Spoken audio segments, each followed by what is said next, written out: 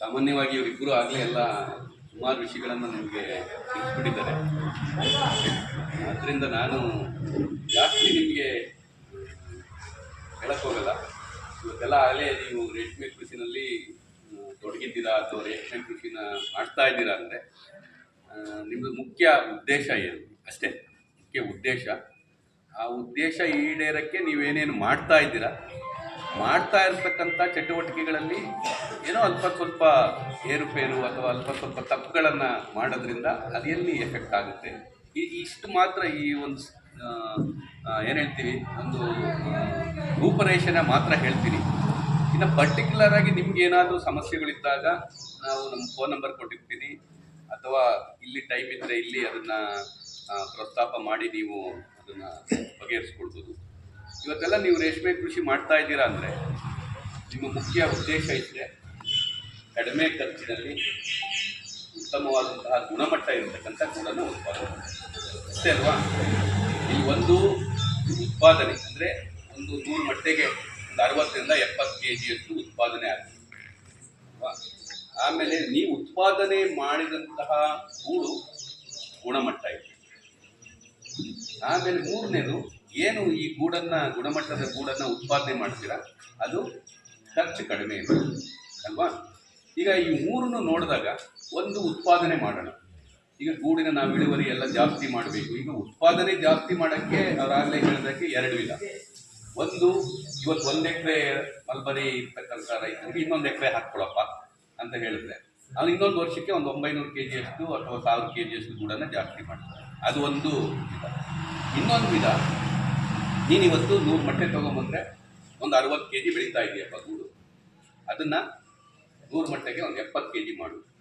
So ಅಲ್ಲಿಗೆ 1500 ಮೊಟ್ಟೆ ಅಥವಾ 1000 ಮೊಟ್ಟೆ ಮೇಯಿಸಿದಾಗ 100 ಮೊಟ್ಟೆಗೆ 10 kg ಜಾಸ್ತಿ ಆದರೆ 1000 ಮೊಟ್ಟೆಗೆ 100 kg ಗೂಡು ಜಾಸ್ತಿ. ಸೊ ಹೀಗೆ 2 ವಿಧದಲ್ಲಿ ನಾವು ಉತ್ಪಾದನೆನ ಜಾಸ್ತಿ ಮಾಡ್ತೀವಿ. ಏನಕ್ಕೆ ಉತ್ಪಾದನೆ, ಇದೊಂದು ಕ್ವಶನ್ ಬರುತ್ತೆ. ಏನಕ್ಕೆ ಉತ್ಪಾದನೆ ಮಾಡಬೇಕು? ಇವತ್ತು ನೋಡಿದ್ದೀರಾ, ನಾವಿವತ್ತು ನಮ್ಮ ಸ್ವಬಳಕೆಗೆ ಅಂದರೆ ಇವತ್ತು ನಮ್ಮ ಹ್ಯಾಂಡ್ಲೂಮ್ಸ್ ಆಗ್ಬೋದು, ಪವರ್ ಲೂಮ್ಸ್ ಆಗ್ಬೋದು, ಮಗ್ಗಕ್ಕೆ ಏನು ರೇಷ್ಮೆ ಅವಶ್ಯಕತೆ ಇದೆ, ಆ ರೇಷ್ಮೆನ ನಾವು ನಮ್ಮ ಸ್ವಂತವಾಗಿ ಮಾಡ್ಕೊಳಕ್ಕಾಗ್ತಾ ಇಲ್ಲ.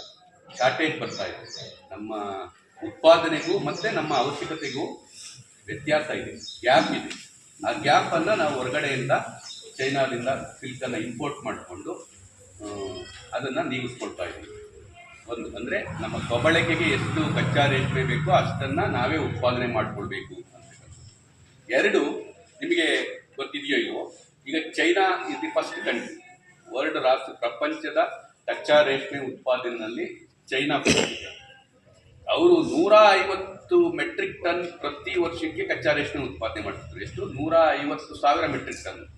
ಇವತ್ತು ಅವರೆಲ್ಲ ಒಂದು 45ರಿಂದ 50,000 ಮೆಟ್ರಿಕ್ ಟನ್ನನ್ನು ಕಚ್ಚಾ ರೇಷ್ಮೆನ ಮಾತ್ರ ಉತ್ಪಾದನೆ ಮಾಡ್ತಾ ಇದ್ದಾರೆ.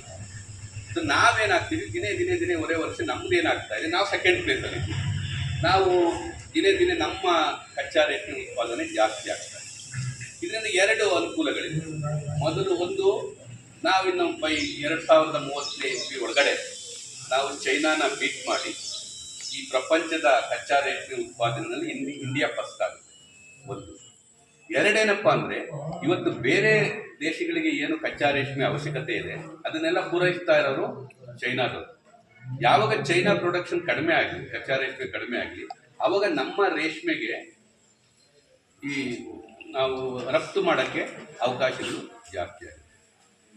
ಒಂದು ರಫ್ತು ಮಾಡೋಕ್ಕೆ, ಇನ್ನೊಂದು ನಮ್ಮ ಸ್ವಬಳಕೆಗೆ ಎಷ್ಟು ಕಚ್ಚಾ ರೇಷ್ಮೆ ಬೇಕೋ ಅಷ್ಟನ್ನು ನಾವೇ ಉತ್ಪಾದನೆ ಮಾಡ್ಕೊಳ್ಳೋಕ್ಕೆ ಈ ಉತ್ಪಾದನೆ ಅಂತಕ್ಕಂಥದ್ದು ಬೇಕು.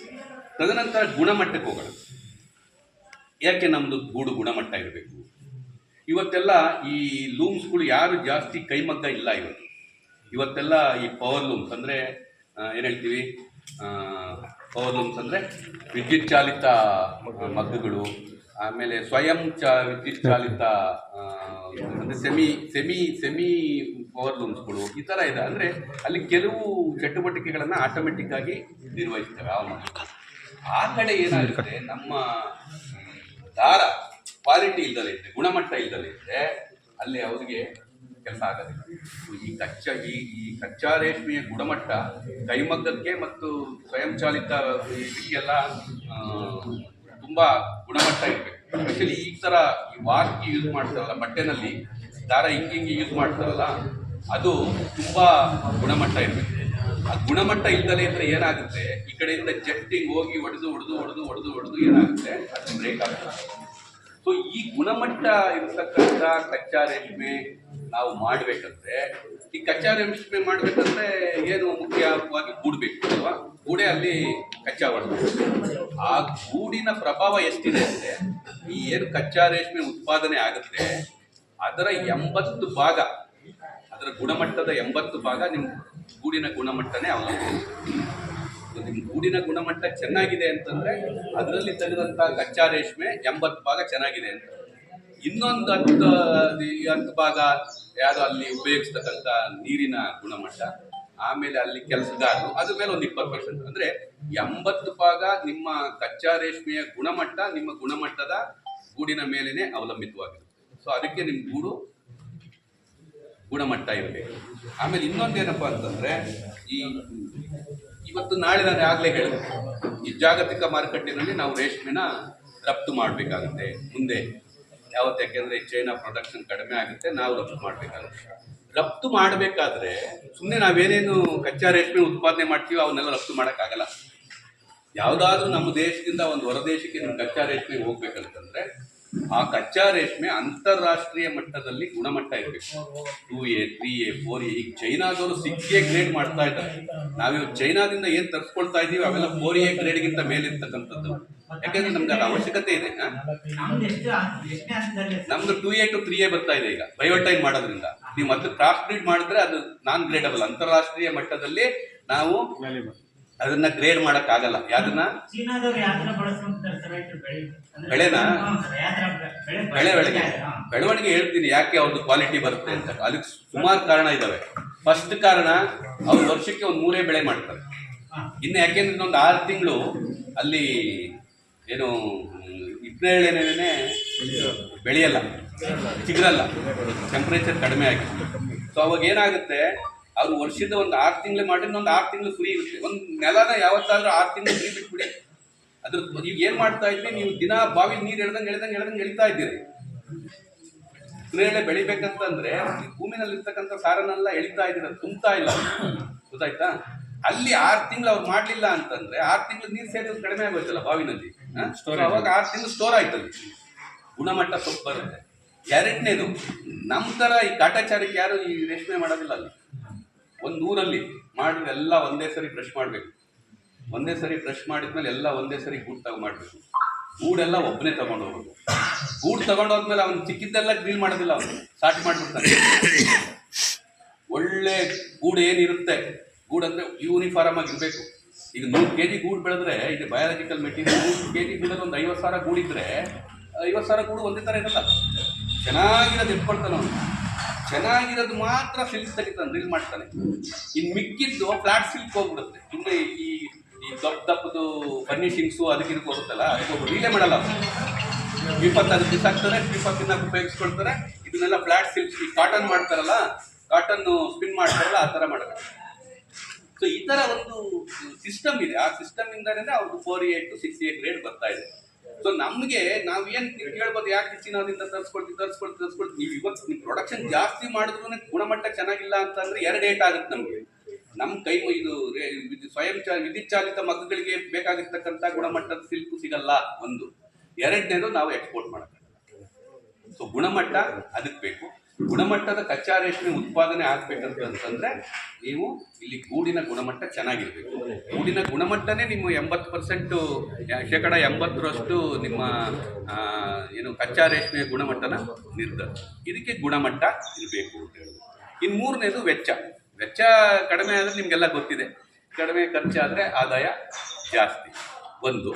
ಎರಡನೇದು ಅಷ್ಟೇ, ಅಂತಾರಾಷ್ಟ್ರೀಯ ಮಾರುಕಟ್ಟೆನಲ್ಲಿ ನೀವು ಅದನ್ನ ಚಾಲೆಂಜ್ ಮಾಡ್ಬೇಕಂತಂದ್ರೆ, ಅಂದರೆ ಸ್ಪರ್ಧೆ ಮಾಡ್ಬೇಕಂತಂದ್ರೆ ನಿಮ್ಮ ಕಾಸ್ಟ್ ಆಫ್ ಪ್ರೊಡಕ್ಷನ್ ಕಡಿಮೆ ಇರುತ್ತೆ. ಉದಾಹರಣೆಗೆ ನಾನು China 3A to 4A grade silk ಇದೆ, ಅವನು ತೊಗೊಂಬಂದು ಇಂಡಿಯಾಗೆ ಮಾರ್ತಾನೆ. ಎಷ್ಟಕ್ಕೆ ಮಾರ್ತಾನೆ? ಒಂದು 6,000ಕ್ಕೆ ಮಾರ್ತಾನೆ ಅಂದ್ಕೊಳ್ಳಿ. ನಿಮ್ಮದು ಅದಕ್ಕಿಂತ ಗ್ರೇಡ್ ಕಡಿಮೆ 2A ಅಥವಾ ಅಥವಾ ಅಷ್ಟೇ ಗುಣಮಟ್ಟ ಇದೆ ಅಂದ್ಕೊಳ್ಳಿ, ನಿಮ್ಮದು 2A to 3A grade silk ಇದೆ ಅಂದ್ಕೊಳ್ಳಿ. ನೀವು 7,000 ಮಾಡಿದ್ರೆ ಯಾರು ತಗೊಳ್ತಾರೆ? ಕಡಿಮೆ ಯಾರು ಇರ್ತದೋ ಅದನ್ನೇ ತಗೊಳ್ತಾರೆ. ಸೊ ಕಚ್ಚಾ ಇದು ಏನಂದರೆ ಅಂತಾರಾಷ್ಟ್ರೀಯ ಮಾರುಕಟ್ಟೆನಲ್ಲಿ ನಾವು ಸ್ಪರ್ಧೆ ಮಾಡಬೇಕಂದ್ರೆ ನಿಮ್ಮ ವೆಚ್ಚ ಅಂದರೆ ಉತ್ಪಾದನಾ ವೆಚ್ಚನೂ ಸಹ ಕಡಿಮೆ ಇರುತ್ತೆ. ಸೊ 3 ಅಂಶ. ಸೊ ಉತ್ಪಾದನಾ ವೆಚ್ಚ ಕಡಿಮೆ ಮಾಡ್ಕೊಳ್ಳೋಕ್ಕೆ ಸಿಂಪಲ್ ಟೆಕ್ನಿಕ್. ಸರ್ ಹೇಳ್ತಾ ಇದ್ರು, ಈಗ ಒಂದು ಊಜಿ ನೋಡ ಬಿಟ್ಬಿಟ್ರಿ ಇಟ್ಕೊಳ್ಳಿ, ಅರ್ಧ kg ಹೋಗಿ ಅಲ್ವಾ ವೆಚ್ಚ. ಈಗ ಉದಾಹರಣೆಗೆ ನೀವು ಅಲ್ಲ ಒಂದೇ ಕೇಳ್ತಾ ಇರೋದು ಒಂದು ನೋಡಕ್ಕೆ. ಇನ್ನೊಂದು ಈಗ ರೇರಿಂಗ್ ಹೌಸ್ ಅಂದ್ಕೊಳ್ಳಿ. ರೇರಿಂಗ್ ಹೌಸ್ ನಾವು ಯಾಕೆ ಈ 1 ಎಕರೆಗೆ ಒಂದು 300 ಮೊಟ್ಟೆ ಮೇಯುವಷ್ಟು ವಿಶಾಲವಾದಂತಹ ಈ ರೇಷ್ಮೆ ಹುಳು ಮನೆ ಕಟ್ಕೊಳ್ಬೇಕು. ಅದಕ್ಕೆ ಒಂದು 10 ಲಕ್ಷ ಆಗುತ್ತೆ. ನಾವು ಹೇಳೋದು 10 ಲಕ್ಷ ಹಾಕಿ ನೀವು 1 ಎಕರೆ ಕಟ್ಟಬೇಡಪ್ಪ, 5 ಲಕ್ಷ ಹಾಕಿ ಈ ಅದರಲ್ಲಿ ಅರ್ಧ ಎಕರೆಗೆ ಆಗುವಷ್ಟೇ ಕಟ್ಟಬೇಕು. ಜ್ವರ ಕೇಳಿಸ್ತದೆ, ಅದು ಗಲಾಟೆ ಮಾಡಬೇಡಿ ಅಂತ ಹೇಳಿ. ಯಾಕೆಂದ್ರೆ ಇದು ಒಂದು ಭಾಗದಲ್ಲಿ 5 ಕ್ರಾಪ್, ಇನ್ನೊಂದು ಭಾಗದಲ್ಲಿ 5 ಕ್ರಾಪ್. ಅಲ್ಲಿಗೆ ನಿಮ್ಮ ಕನ್ಸ್ಟ್ರಕ್ಷನ್ ವೆಚ್ಚ ಅಂದರೆ ರೇಷ್ಮೆ ಹುಳು ಮನೇನ ಕಟ್ಕೊಳ್ಳೋಕ್ಕೆ ಏನು ವೆಚ್ಚ ಮಾಡ್ತೀರಾ, 10 ಲಕ್ಷ ಮಾಡಿದ್ರೆ 5 ಲಕ್ಷ ಸಾಕು, 20 ಲಕ್ಷ ಮಾಡಿದ್ರೆ 10 ಲಕ್ಷ ಸಾಕು. ಒಂದಾಯ್ತಾ? ಎರಡನೇ ನಾವು ಏನು ಹೇಳ್ತೀವಿ, ನೀವು ಈಗ ಟೆಸ್ಟ್ ಅಂತ ಹೇಳ್ತಾ ಇದ್ರಲ್ಲ, ಸಾಯಿಲ್ ಟೆಸ್ಟ್.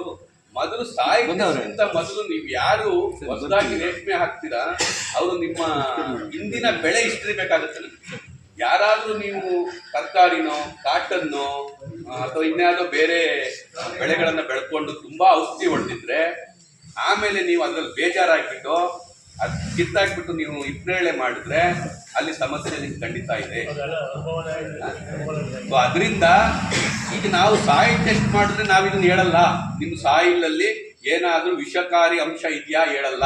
ಏನು ಕಾಲಮಿಲ್ಲ ವಿಷಕಾರಿ. ನೀವು ಅದರಲ್ಲಿ N ಎಷ್ಟಿದೆ, P ಎಷ್ಟಿದೆ, ಅದರದ್ದು K ಎಷ್ಟಿದೆ, ಅದರದ್ದು ಕಾರ್ಬನ್ ಕಂಟೆಂಟ್ ಆರ್ಗ್ಯಾನಿಕ್ ಕಾರ್ಬನ್ ಎಷ್ಟಿದೆ, ಅದರಲ್ಲಿ EC ಎಷ್ಟಿದೆ, pH ಎಷ್ಟಿದೆ ಹೇಳ್ತಾರೆ. ಅದೇನಕ್ಕೂ ಪ್ರಯತ್ನ ಬರಲ್ಲ ನಿಮಗೆ.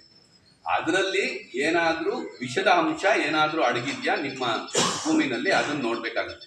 ಅದನ್ನ ನೋಡೋಕ್ಕೆ ಅದು ತುಂಬ ಕಾಸ್ಟ್ಲಿ ಆಗುತ್ತೆ, ಒಂದು 5,000 6,000 ಆಗುತ್ತೆ ಒಂದು ಸ್ಯಾಂಪಲ್ ಟೆಸ್ಟ್ ಮಾಡೋಕ್ಕೆ. ಸೊ ಅದ್ರ ಬದಲು ನೀವೇ ಡಿಸೈಡ್ ಮಾಡಬೇಕು, ಹಿಂದೆ ಏನು ಹಾಕಿದ್ದೆ ನಾನು, ಏನಾದರೂ ಅದಕ್ಕೆ ಈ ಕೆಮಿಕಲ್ಸನ್ನು ರಾಸಾಯನಿಕಗಳನ್ನು ಹೊಡಿತಾ ಇದ್ನ ಅಂತ ಅನ್ನೋದು ತಿಳ್ಕೊಂಡು ಆಮೇಲೆ ಫಸ್ಟು ಅದರಲ್ಲಿ ಏನಾದರೂ ನೀವು ಆ ಥರ ಮಾಡ್ತಾ ಇದ್ದರೆ ಫಸ್ಟ್ ಅದಕ್ಕೆ ಏನು ಮಾಡಬೇಕು, ಜೋಳನ ಏನಾದರೂ ಒಂದು 2 ಕ್ರಾಪ್ ಬೆಳಿಬೇಕಾಗಲ್ಲ. ಈ ಜೋಳ ಬೆಳೆದ್ರೆ ಏನಾಗುತ್ತೆ, ಆ ಭೂಮಿನಲ್ಲಿರ್ತಕ್ಕಂಥ ಈ ವಿಷದ ಅಂಶನ ಕಡಿಮೆ ಮಾಡ್ತಾರೆ. ಇವನ್ ಸುಣ್ಣ pH ಕಡಿಮೆ ಜಾಸ್ತಿ ಏನಾದರೂ ಇದ್ದರೆ ಅದಕ್ಕೆ ಸುಣ್ಣ ಹಾಕಿ ಮಾಡಿದ್ರೆ ಅದು 2 ಕೆಲಸ ಮಾಡುತ್ತೆ. pH ಕಡಿಮೆ ಮಾಡುತ್ತೆ ಒಂದು, ಎರಡನೇದ್ರೆ ಅದ್ರಲ್ಲಿ ಇರ್ತಕ್ಕಂಥ ವಿಷ ಅಂಶನೂ ಸಹ ಹೇಳ್ಕೊಳ್ತೀವಿ. ಸೊ ಅದು ಮುಖ್ಯ. ನಿಮಗೆ ಈ ಸಾಯಿಲ್ ಮಣ್ಣು ಟೆಸ್ಟ್ ಮಾಡೋಕ್ಕಿಂತ ಬದಲಿಗೆ ಯಾರಾದರೂ ಬೆಳೆನ ಚೇಂಜ್ ಮಾಡೋರಿದ್ರೆ, ಅದ್ರ ಬದಲಾವಣೆ ಮಾಡೋರಿದ್ರೆ, ಹಿಂದೆ ಏನು ಬೆಳೆ ಬೆಳೀತಾ ಇದ್ರಿ ಆ ಬೆಳೆಗೆ ಏನು ಪ್ರಮಾಣದ ಔಷಧಿನ ಹೊಡೆದಿದ್ರಿ ಅದನ್ನ ಗಮನದಲ್ಲಿ ಇಟ್ಕೊಳ್ಬೇಕಾಗ್ತದೆ. ನಾನೇನೋ ಅದ್ರ ಬೇಜಾರಾಗಿರ್ತದೆ ಅಂತ ಕಿತ್ಬಿಟ್ಟು ಸೊಪ್ಪು ಹಾಕಿಬಿಟ್ಟು ಚೆನ್ನಾಗಿ ಬರುತ್ತೆ ಸೊಪ್ಪು, ಯಾಕೆಂದರೆ ಅಷ್ಟು ಎಲ್ಲ ಗೊಬ್ಬರ ಗಿಬ್ಬರ ಎಲ್ಲ ಹಾಕಿರ್ತೀರ, ನೀವು ಚೆನ್ನಾಗಿ ಬರುತ್ತೆ. ಆಮೇಲೆ ಹುಳ ಸೊಪ್ಪು ತಿನ್ನುತ್ತೆ. ಹುಳ ಸೊಪ್ಪು ತಿಂದಾಗ ಯಾಕೆಂದರೆ ಅದು ಹುಳ ವಿಷದ ಅಂಶ ಒಳಗಡೆ ಹೋಗ್ತದೆ, ಒಂದು ರೀತಿಯಲ್ಲಿ ತೊಂದರೆ ಕೊಡುತ್ತೆ. ಈಗ ವಿಷದ ಅಂಶ ಕಡಿಮೆ ಇತ್ತು ಅಂದ್ಕೊಳ್ಳೋದು, ಅದೇನಾಗುತ್ತೆ ಜಾಸ್ತಿ ಇದ್ದಾಗ ಬೇಗನೆ ಕಮಿಟ್ ಮಾಡ್ಕೊಂಡು ಸತ್ತೋಗ್ಬಿಡ್ತದೆ. ಇಲ್ವಾ ಕಡಿಮೆ ಆಗ್ತಿದ್ದಂಗೆ ಅದು 5ನೇ ಹಂತದವರೆಗೂ ಹೋಗುತ್ತೆ. ಕೆಲವು ಟೈಮು ಇನ್ನೇನು ಗೂಡು ಕಟ್ಟಬೇಕು ಅನ್ನೋಕ್ಕೆ ಸಮಸ್ಯೆ ಆಗುತ್ತೆ. ಸಮ್ಟೈಮ್ ಕಡಿಮೆ ಆದಂಗೆ ಗೂಡು ಕಟ್ಟುತ್ತೆ, ಒಳಗಡೆ ಲಾರ್ವಾ ಪ್ಯೂಪ ಆಗಲ್ಲ.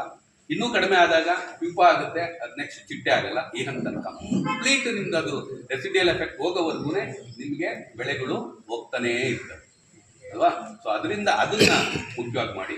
ಆಮೇಲೆ ಈಗ ನಾವು ರೆಕಮೆಂಡೇಶನ್ ಏನು ಹೇಳ್ತೀವಿ, ನೀವು 140 kg ಅಮೋನಿಯಂ ಸಲ್ಫೇಟ್ ಹಾಕಿ 1 ಎಕರೆಗೆ ಪ್ರತಿ ವರ್ಷಕ್ಕೆ, ಆಮೇಲೆ ಪ್ರತಿ ಬೆಳೆಗೆ. ಆಮೇಲೆ 70 kg ಸಿಂಗಲ್ ಸೂಪರ್ ಫಾಸ್ಫೇಟ್ ಹಾಕಿ ಪ್ರತಿ ಎಕರೆಗೆ ಪ್ರತಿ ಬೆಳೆಗೆ. ಒಂದು 15 kg ಅಷ್ಟು MOP ಹಾಕಿ ಪ್ರತಿ ಎಕರೆಗೆ ಪ್ರತಿ ಬೆಳೆಗೆ ನಾವು ಹೇಳ್ತೀವಿ ಅಲ್ವಾ. ಸೊ ಇದನ್ನ ಅದು ಕಾಸ್ಟ್ಲಿ ಅದು ಅಲ್ವಾ. ಈಗೇನೋ ನಿಮಗೆ ಸಬ್ಸಿಡಿ ರೂಪದಲ್ಲಿ ಸಿಗ್ತಾ ಇರೋದ್ರಿಂದ ಆ ರೇಟೇ ಸಿಗುತ್ತೆ. ದಿನೇ ಸಬ್ಸಿಡಿ ತೆಗೆದುಬಿಟ್ರೆ ರಾಸಾಯನಿಕ ಗೊಬ್ಬರಗಳ ಬೆಲೆ ದುಬಾರಿ ಆಗ್ಬಿಡುತ್ತೆ. ಯಾಕೆಂದ್ರೆ ಅದೇನು ನಮ್ಮಲ್ಲಿ ಸಿಗೋದಲ್ಲ, ಎಲ್ಲ ಬಂದು ಕೊಡೋದಲ್ಲ. ಅದು ಆ ಮೆಟೀರಿಯಲ್ಸ್ ಎಲ್ಲ ಇಂಪೋರ್ಟ್ ಮಾಡಬೇಕು, ತುಂಬಾ ದುಡ್ಡು ಖರ್ಚಾಗುತ್ತೆ. ಅದು ಸರ್ಕಾರದಿಂದ ಸಾಕಷ್ಟು ಬಳಸ್ತಾ ಇದೆ. ಸೊ ಇವಾಗ ಇಲ್ಲಿ ಏನು ಮಾಡಬೇಕು, ನಾವು ಅದರಲ್ಲಿ 50 ಭಾಗ ಕಡಿಮೆ ಮಾಡ್ಕೋಬೇಕು. ಯಾವುದೇ ಇಳುವರಿ ನೀವು ವ್ಯತ್ಯಾಸ ಆಗದಂಗೆ ಇನ್ನೂ ಏನು ಗುಣಮಟ್ಟ ಚೆನ್ನಾಗೇ ಇರ್ತದೆ. ನೀವು ಆದಷ್ಟು ಮಟ್ಟಿಗೆ ಕೆಮಿಕಲ್ ಫರ್ಟಿಲೈಸರ್ಸ್ನ ಕಡಿಮೆ ಮಾಡ್ಕೊಂಡು ಬಂದಷ್ಟು ಈ ಗುಣಮಟ್ಟದ ಸೊಪ್ಪು ಚೆನ್ನಾಗಿರ್ತದೆ. ಸೊ ಅಲ್ಲಿ ಏನು ಮಾಡಬೇಕು, 140 kg ಅಮೋನಿಯಂ ಸಲ್ಫೇಟ್ ಹಾಕೋ ಕಡೆ ಬರೀ 70 kg ಆಗಿ ಮಿಕ್ಕಿದ್ದು ಎಲ್ಲಿಂದ ತರ್ತೀರಿ? ಏನಾದರೂ ಒಂದು ರೂಪದಲ್ಲಿ ಹೋಗ್ಬೇಕಲ್ಲ. ಎನ್ ಕಂಟೆಂಟ್ ವಾತಾವರಣದಲ್ಲಿ ಇರ್ತಕ್ಕಂಥ ನೈಟ್ರೋಜನ್ನ ಗಿಡಕ್ಕೆ ವಾತಾವರಣದಲ್ಲಿ ಫ್ರೀ ಇದೆ, ಅದನ್ನು ನಾವು ಟ್ಯಾಪ್ ಮಾಡ್ತಾ ಇಲ್ಲ.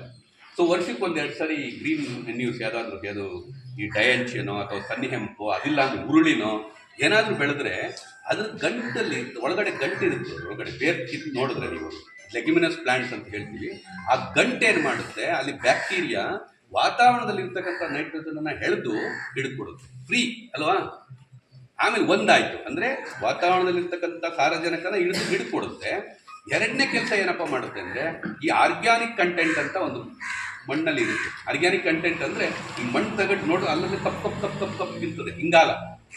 ಸೊ ಅದು ತುಂಬ ಇಂಪಾರ್ಟೆಂಟ್ ಭೂಮಿಯ ಆರೋಗ್ಯದ ದೃಷ್ಟಿಯಿಂದ.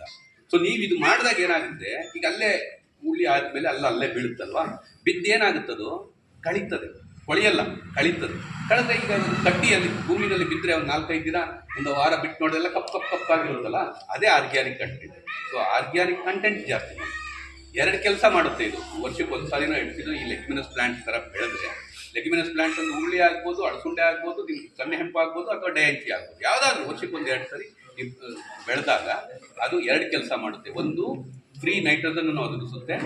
ಎರಡನೇದು, ನಿಮ್ಮ ಭೂಮಿಯ ಆರ್ಗ್ಯಾನಿಕ್ ಕಂಟೆಂಟನ್ನು ಜಾಸ್ತಿ ಮಾಡುತ್ತೆ. ಆರ್ಗ್ಯಾನಿಕ್ ಕಂಟೆಂಟ್ ಅಂದರೆ ಅಲ್ಲಿ ಈ ಆರ್ಗ್ಯಾನಿಕ್ ಕಂಟೆಂಟ್ ಅನ್ನೋದು ಈ ಭೂಮಿನಲ್ಲಿ ಇರ್ತಕ್ಕಂಥ ಸೂಕ್ಷ್ಮಾಣು ಜೀವಿಗಳಿಗೆ ಆಹಾರ. ಅದು ಆಹಾರ ಇದ್ರೇನೆ ನಿಮಗೆ ಸೂಕ್ಷ್ಮಾಣುಗಳು ಜೀವಿಗಳು ಬೆಳೀತವೆ. ನೀವು ಕೆಮಿಕಲ್ ಫರ್ಟಿಲೈಸರ್ ಹಾಕಿದ್ರೆ ಸಾಯ್ತವೆ, ಗೊತ್ತಾಯ್ತಾ? ಇಷ್ಟೇ ಡಿಫ್ರೆನ್ಸ್. ನೀವು ಯಾವಾಗ ಈ ಥರ ಆರ್ಗ್ಯಾನಿಕ್ ಕಂಟೆಂಟ್ ಭೂಮಿನಲ್ಲಿ ಜಾಸ್ತಿ ಮಾಡ್ದಂಗೆ ಭೂಮಿಯಲ್ಲಿ ಇರ್ತಕ್ಕಂಥ ಸೂಕ್ಷ್ಮಾಣು ಜೀವಿಗಳು ಜಾಸ್ತಿ ಆಗ್ತವೆ. ಕೆಮಿಕಲ್ ಯೂಸ್ ಮಾಡಿದ್ರೆ ಅದ್ರ ಯಾವುದೇ ಒಂದು ಕೆಲಸ ಸುಸೂತ್ರವಾಗಿ ನಡಿಬೇಕು ಅಂದ್ರೆ ಸೂಕ್ಷ್ಮಾಣು ಜೀವಿಗಳಿರಬೇಕು. ನೀವು ತಿಂದಂಥ ಆಹಾರ ಜೀರ್ಣ ಆಗ್ಬೇಕಂದ್ರೂ ಸೂಕ್ಷ್ಮಾಣು ಜೀವಿಗಳಿರಬೇಕು. ನೀವು ಸತ್ತಂಥ ಬಾಡಿ ಅದು ಡಿಕೆ ಆಗ್ಬೇಕಂತಂದ್ರೂ ಸೂಕ್ಷ್ಮಾಣು ಜೀವಿಗಳು ಇರಬೇಕು. ಪ್ರತಿ ಒಂದಕ್ಕೂ ಈ ಭೂಮಿನಲ್ಲಿರ್ತಕ್ಕಂಥ ವಾತಾವರಣದಲ್ಲಿರ್ತಕ್ಕಂಥ ಸೂಕ್ಷ್ಮಾಣು ಜೀವಿಗಳು ಅತಿ ಮುಖ್ಯ. ಸೊ ಅಲ್ಲಿ 50% ನೀವು ಅಮೋನಿಯಂ ಸಲ್ಫೇಟ್ ಕಡಿಮೆ ಮಾಡಿದ್ರೆ ಪ್ರತಿ ಎಕರೆಗೆ, ಪ್ರತಿ ಬೆಳೆಗೆ ಇಂಟು 5 350 ಅಂದರೆ ಎಷ್ಟು ಬ್ಯಾಗು? 7 ಬ್ಯಾಗ್ ಅಮೋನಿಯಂ ಸಲ್ಫೇಟ್ ಒಂದು ಎಕರೆನಲ್ಲಿ ನೀವು ಕಡಿಮೆ ಆಗ್ತದೆ. ನೆಕ್ಸ್ಟ್ ಇನ್ನು ಸಿಂಗಲ್ ಸೂಪರ್ ಫಾಸ್ಫೇಟ್ ಬರೋದು SSP ಇರ್ತೀವಿ. ಈಗ ನೋಡಿ, ಸಿಂಗಲ್ ಸೂಪರ್ ಫಾಸ್ಫೇಟ್ ನೀವು ಹಾಕಿದಾಗ ಅದು 70 kg ಹೇಳ್ತೀವಿ. ಭೂಮಿಗೆ ಹಾಕಿದಾಗ ಅದರಲ್ಲಿ ಒಂದು 60 ಭಾಗ ಮಾತ್ರ ಗಿಡ ಹೇಳ್ಕೊಳ್ತದೆ, ಇನ್ನೊಂದು 40 ಭಾಗ ಸಾಯಿಲಿ ಫಿಕ್ಸ್ ಆಗುತ್ತೆ. ಅದು ನೋಡಿ ಯಾವಾಗಾದ್ರೂ ಅದ್ರಲ್ಲಿ ಸಿಗ್ತದೆ ನಿಮಗೆ ಬೆಳಗ್ಗೆ. ಸೊ ಅದೇನಾಗ್ಬಿಟ್ಟಿರುತ್ತೆ, ಸಾಯಿಲಿ ಫಿಕ್ಸ್ ಆಗೋದಿಲ್ಲ. ಅದಕ್ಕೆ ಕೆಲವು ಬಯೋ ಫರ್ಟಿಲೈಸರ್ ಇದೆ, ಫಾಸ್ಫರಸ್ ಸಾಲ್ಯುಬಲೈಸಿಂಗ್ ಬ್ಯಾಕ್ಟೀರಿಯಾ. ಅದು ಉಪಯೋಗಿಸ್ಬಿಟ್ರೆ ಆ ಬ್ಯಾಕ್ಟೀರಿಯಾ ಏನು ಮಾಡುತ್ತೆ, ಈ ಏನು ಮಣ್ಣಲ್ಲಿ ಫಿಕ್ಸ್ ಆಗಿರುತ್ತೆ ಅದನ್ನು ಸೀಡ್ ಮಾಡಿ, ಅಂದರೆ ಅದನ್ನು ಭಾಗ ಮಾಡಿ ಅವೈಲಬಲ್ ಫಾರ್ಮ್ ಮಾಡಿ ಗಿಡಕ್ಕೆ ಒದಗಿಸ್ಕೊಡ್ತದೆ. ನೋಡಿ ಎಷ್ಟು ಕೆಲಸ ಮಾಡುತ್ತದೆ ಸೂಕ್ಷ್ಮಾಣು ಜೀವಿಗಳು ನಮ್ಮ ಇದರಲ್ಲಿ ಇರೋದು.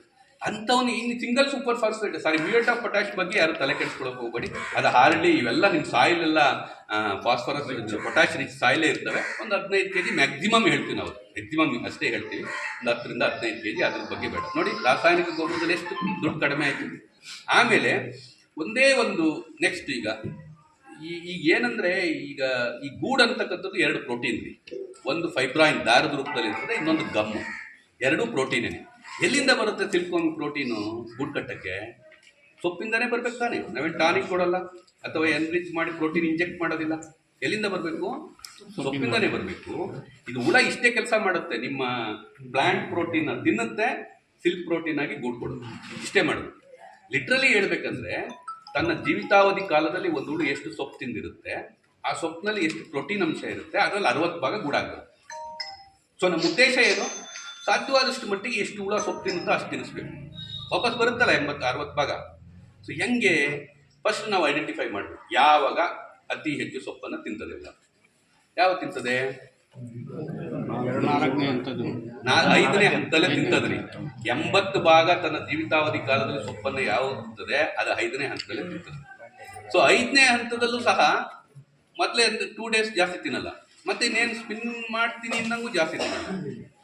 3ನೇ ದಿನ, 4ನೇ ದಿನ, 5ನೇ ದಿನ. 3ನೇ ದಿನ ಅಂತಂದ್ರೆ ಅದೆಷ್ಟು? 5ನೇ ಸೊಪ್ಪು, 6ನೇ ಸೊಪ್ಪು, 7ನೇ ಸೊಪ್ಪು, 8ನೇ ಸೊಪ್ಪು, 9ನೇ ಸೊಪ್ಪು, ಮ್ಯಾಕ್ಸಿಮಮ್ 10ನೇ ಸೊಪ್ಪು, ಅಂದ್ರೆ 6 ಸೊಪ್ಪು.